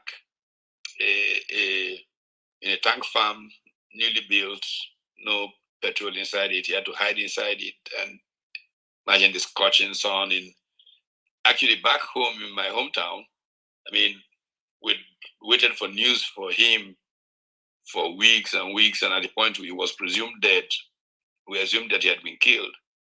In fact, the day my father showed up, we had to go through the ritual of throwing sand at him, which is what you do to somebody who has died or presumed dead and shows up. So my experience could have led me to bitterness. But contrary to that, I did not, even my personal experience, if you want to add, gets even more dramatic. The Civil War starts. I experienced the massacres in Asaba. I actually, at a point in time, was lined up to be shot because the way the Asaba massacres took place was, it said men on this line, women on this line, they basically shot the men. And we were lined up with men. I was from one or two students at a time. And an officer just came in before some city corporal was about to do that. I said to him, "What are you doing? What are you doing?" And had him arrested, actually slapped him. And that's how I escaped being shot there. And as it all turned out, by the way, my father had then been transferred to Lagos by BP. So he was working in Lagos while we were in the war on the Biafran side, inside. And this colonel who then rescued us, Lieutenant Colonel Nathaniel Nasamu, turned out to be a friend of my father's. And that's how my Civil War ended, because I then headed to Lagos and then continued school in Ibadan. So from 1968, I was in school in Ibadan till the end of the Civil War. And so I can tell the story of the Civil War from inside Biafra and from deep inside Nigeria, where nobody actually, besides the advertisements on television, go on with one Nigeria. We didn't know we were partying and didn't know what the war was about. So I have a kind of whole experience of these things. And it's just a personal choice not to be bitter. It isn't about deep relationships. It's about always asking myself, humanity is flawed. Is there a way that the fact that we were created co-creators with God need to advance humanity towards its perfection? Is there a way that our lives can have the kind of impact that will make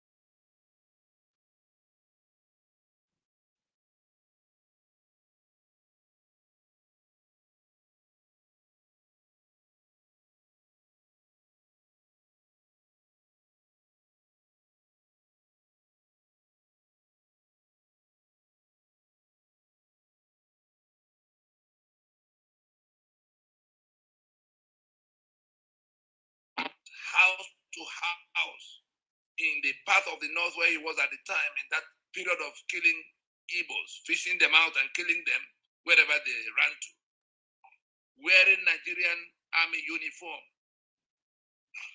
Then he turns up in 2021 to say to the same people, or in 2020, as he became president again, to say to the same people, I will speak to you in the language you understand.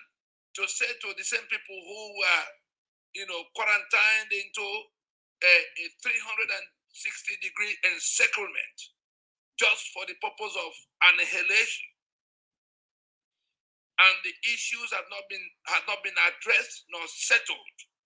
But the same human beings who saw to these killings in these numbers, presiding over the loot from that war, as Nigeria is now booty. Nigeria has been booty to them, nothing else. The constitution we have on the table today is the title deed covering that booty. Right. And those same people are the ones telling us to our faces that the matter is non-negotiable. Talking about humanity, I've been to places myself. I went to South Africa when Henry Oka was being tried. I spoke to that judge 2 hours, 35 minutes, faced by 53 cameras, CNN, Al Jazeera, and all of that. That was the day Nigeria perished in the thought of the international community, because I did challenge South Africa with their history in a manner that even the judge, who was obviously a white judge, who was obviously older than me, he said to me, Mr. Nnadi, you've taught us history, you've taught us geography, you've taught us mathematics. Please, all of what we have done in this trial had been turned upside down. What do you say you want me to do to end this matter? I say, release this fellow to me. Henry Oka was standing less than 6 meters away from where I was standing in courtroom in Johannesburg. I didn't know that I was, and the judge was ready to do that. He was ready to do that. He only called the 2 lawyers to chambers to say, look, I want both of you to agree so that nobody, because I told him that he had a flexible, that the punishment for the offense as framed, that he had room to maneuver for the length of time they've held him to say, well, that's the length of punishment. He could give 2 years or 3 years, 2013 for somebody who was arrested in 2010 for something he knew nothing, absolutely nothing about. The bombing that happened on October 1st Independence Day parade. And so, as I was speaking, I did not know that those TV cameras that faced me were beaming live across the globe. And the whole of South Africa, the young people, because I was telling them, I was discussing the principles of apartheid and how it played out and who was arrested, before which judge they were taken. I knew their names and what each of those judges said up to Rivonia trials. Young South Africans had never heard the story of their country that raw, but they heard it that day and they came out to the street. I could not leave that courtroom from the front door because of the number of people that had gathered.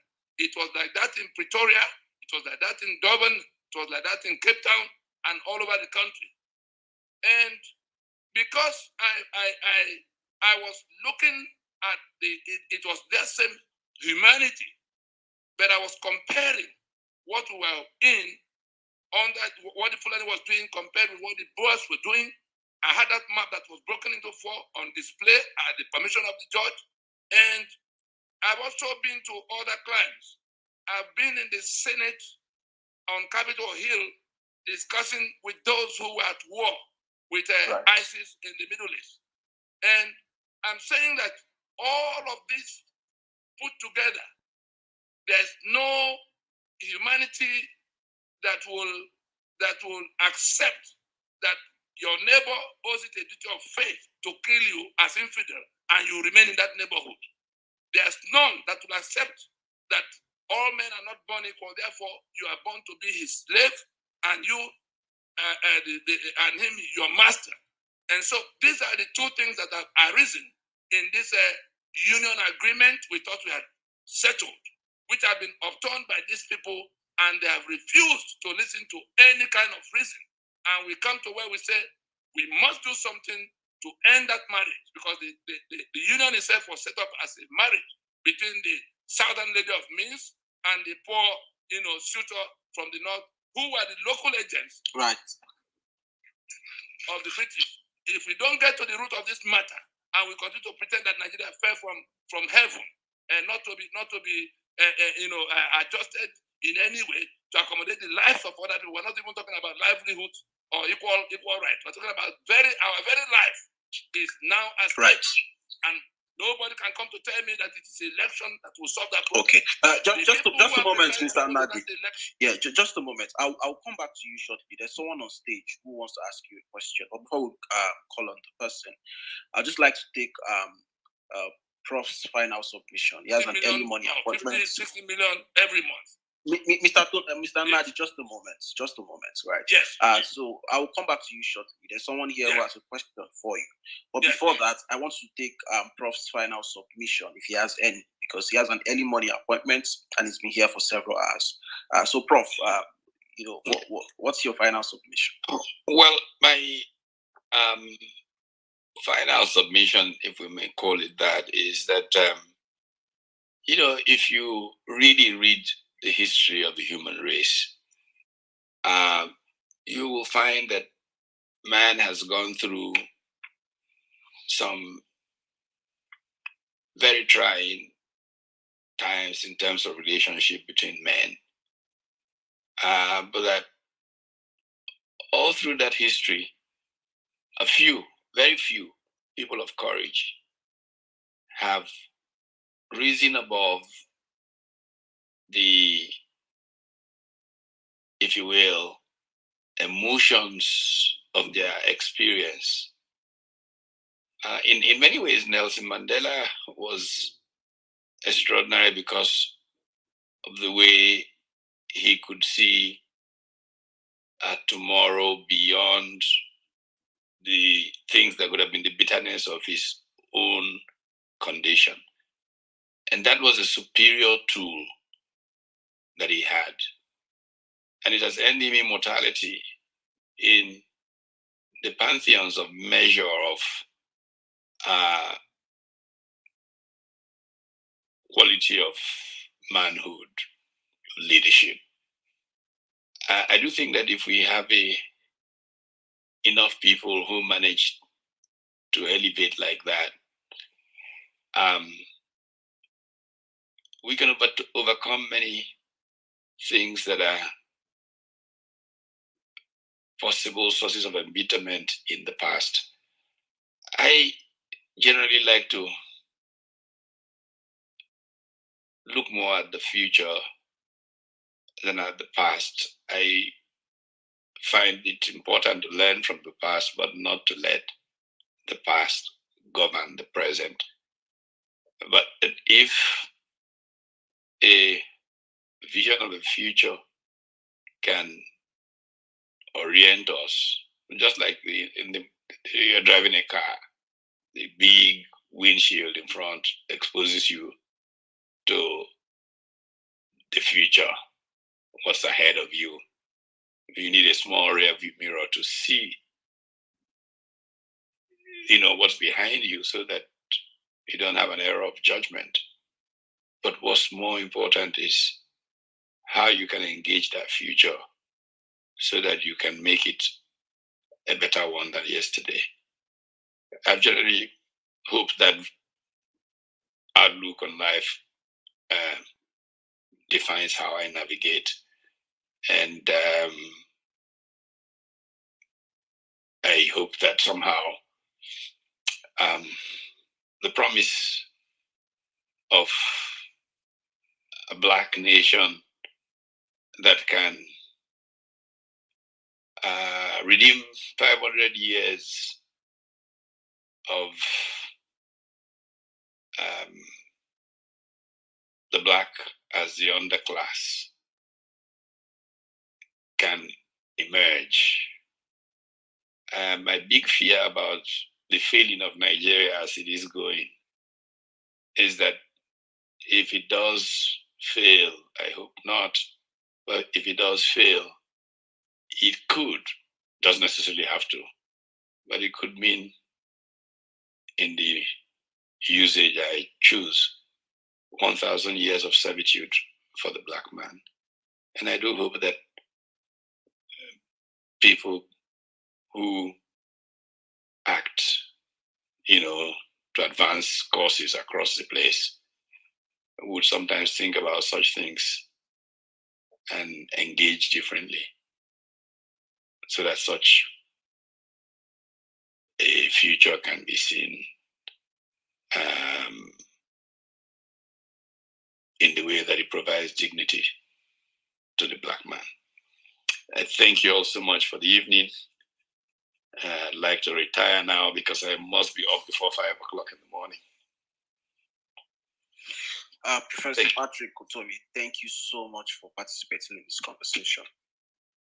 I'm also grateful. Thank you very much, sir. You're welcome. Thank you.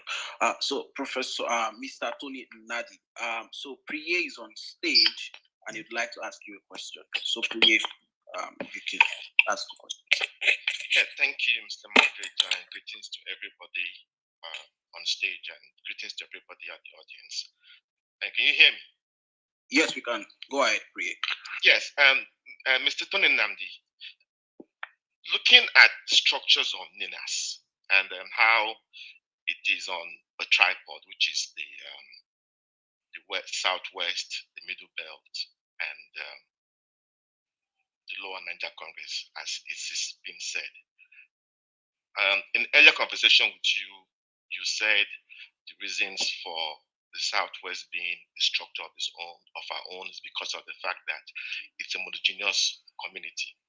And the reason why the Middle Belt, it has a structure within NINAS, is a multi-ethnic community. Now, my question is, the Southeast is an homogeneous community like the Southwest, and the South-South is a multi-ethnic community like the Middle Belt. Why is it that the South-South does not have a structure within NINAS? Because from what I see, and I see the map of the Lower Niger Congress, it's no different from the map of Biafra of 1967. And it's the same map that Mozart and IPOP are using. So are you saying that the South-South does not have the way without to manage our own agitations? Thank you.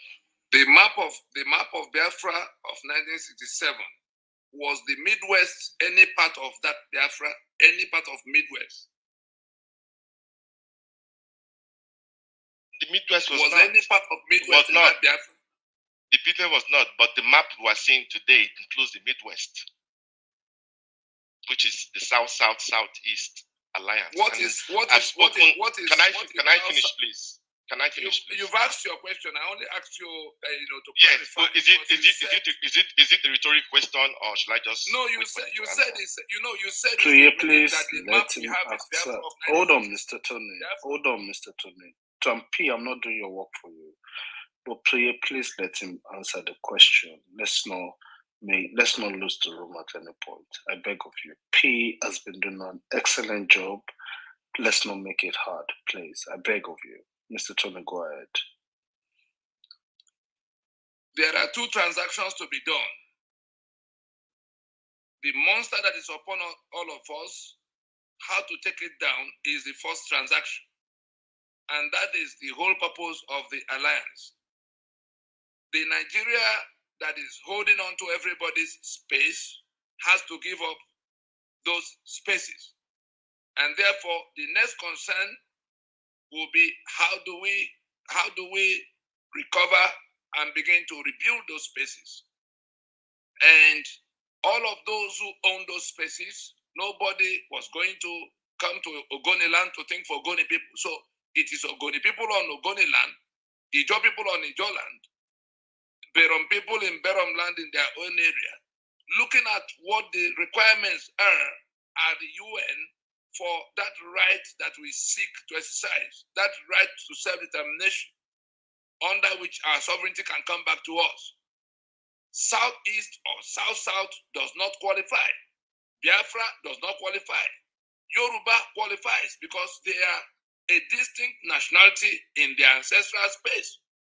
Middle Belt does not qualify as Middle Belt except they have a charter among themselves, and we didn't call them North Central because that was what Nigeria preferred to call them, so that Kaduna can be in the Northwest in their imagination, whereas 2/3 of Kaduna State is in the Middle Belt, and they are Christians, and they are not going to be represented by those in the Northwest. So we pulled away from all of what Nigeria called us and went to the nationalities so that first we organize ourselves in a manner that the international community can relate to what we are saying, because they're not going to give us 300 countries and in the different 300 languages. So to that eastern half of southern Nigeria, we were trying to minimize what we confront the international community with. People can always go by plebiscite to do further things. But if we do not organize something they can relate with, we will have bigger problems. And so for the eastern half of southern Nigeria, we said, everybody stand on your father's plot. Is there any reason is it not the same enemy tormenting all of you? They said yes. Are you willing to go and sit down and do for yourself what Nigeria did not do for any of you all this while? We started with the Oba of Benin. I went with them to Aburi. He was the one that took the minutes of Aburi in Benin on the federal side, the late radio. And from there, went to the Oluwari. They did the same, called the leaders of thought, and everybody began to look at what their situation was and what they will want to see if there's going to be something different from what Nigeria, because all the structures from the 27th of May in 1967, when Nigeria decided to draw a line that made life impossible for people on all the sides. There are no two states you can bring from the southeast now that can match the size of Igbo land in Delta State. In the afternoon, Nigeria will say Emefiele is Igbo. The day Buhari was being asked, "What are you doing with the Igbo?" He said, "I gave Emefiele Central Bank governor. I gave Katibu NNPC. What else should I do for the Igbo?" Then when he sues them, Emefiele and Katibu will be South-South. Junaid Mohammed, at the time Jonathan was going to run for second tenure, Junaid Mohammed, on behalf of the Caliphate, said, "This Niger Delta, these South-South people that are saying they are sorry to have second tenure, have you forgotten that the South-South was the creation of the North for managing its interests in eastern Nigeria. Go and find out, just Google Junai Mohammed and you see where that was said ahead of 2000 and in the period after 2011, going towards the next round of election. And so what we did, and the people who are doing it, nobody went to do for anybody else. It was the Jaw that were at home involved in the fight with Nigeria that became a part of the process from that part. And they are still in it. Anybody who is not involved in the fight they were doing, anybody who is not involved from the Ogoni, from the Chekiri, from all the sides that are on ground dealing with this matter, will only be discussing what Nigeria put in the atmosphere. The people on ground have taken their trouble to examine all their options, and there's a charter of relationships that will spell out what will happen. And it will be subject to what each of the small and big, everybody will decide for themselves, because that right to self-determination that is agreeable to you is also agreeable to your next small neighbor, whether it's small Isoko or small Ogene or small Ishekiri, big Ijo, medium or Urobo, all of that. So it is that right to self-determination that in the concept we are advancing that is extended to everybody standing on their father's soil. And that by the time they negotiate what they want that will serve them into the future, it will be the basis of going to say, well, we reject what was there before, and we don't. This is what we want. The ones who were doing the campaign of Biafra, we told them point blank that there's no Biafra, that you can't put a map to any Biafra. You must leave that Biafra by the side. Let it be just standing on the Jaw land, Ogoni standing on Ogoni land, Igbo standing on Igbo land. If Ikwere say they're Ikwere, leave them, because you're not going to take their space. Leave them on their space as long as they're on the table. If Benin say leave them in their space as long as they're on the table. It's everybody's choice, and it will still go to referendum. If there's any unsettled part, it will go to plebiscite. Right. So anybody who is not involved in anybody who doesn't want to bring himself to the reasoning of those on ground who are doing it, for goodness sake, is an Ijaw man that is next to the president. The LNC is headed by the Shekiri man today, but is on his way to retirement. The next person that will be president of that Lower Niger Congress is an Ijaw man. The charter of relationship that is being prepared for how these things will happen is under the chairmanship of an Ijaw man.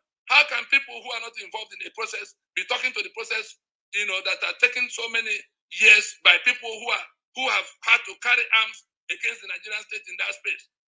Talking down on it from afar. Anybody who has any question to ask should ask their people who are on that constitutional force majeure proclamation. There are 40 names. There are 40 names of people from that entire flank. That those from their areas, if you're Ogoni, you will find Ogoni names on that list. Ask them this question. Nobody's conscripting anybody. Right. Thank you, Mr. Nnadi. Thank you for the answer.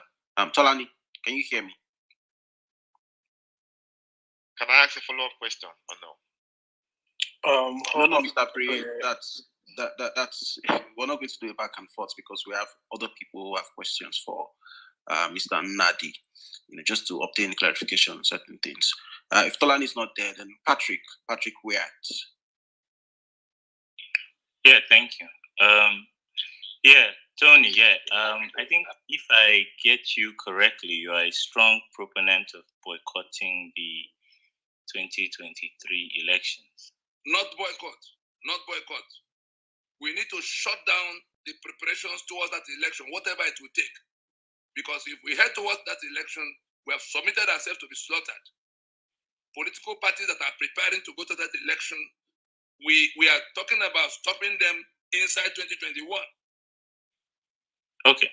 So basically shutting down the 2023 elections, okay? Yes. And I'm from the Middle Belt. I think you are aware of the history and composition of the region. So basically, shutting down elections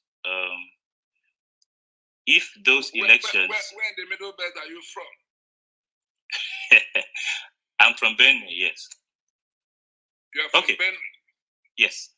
So basically, shutting down these elections in the Middle Belt would mean that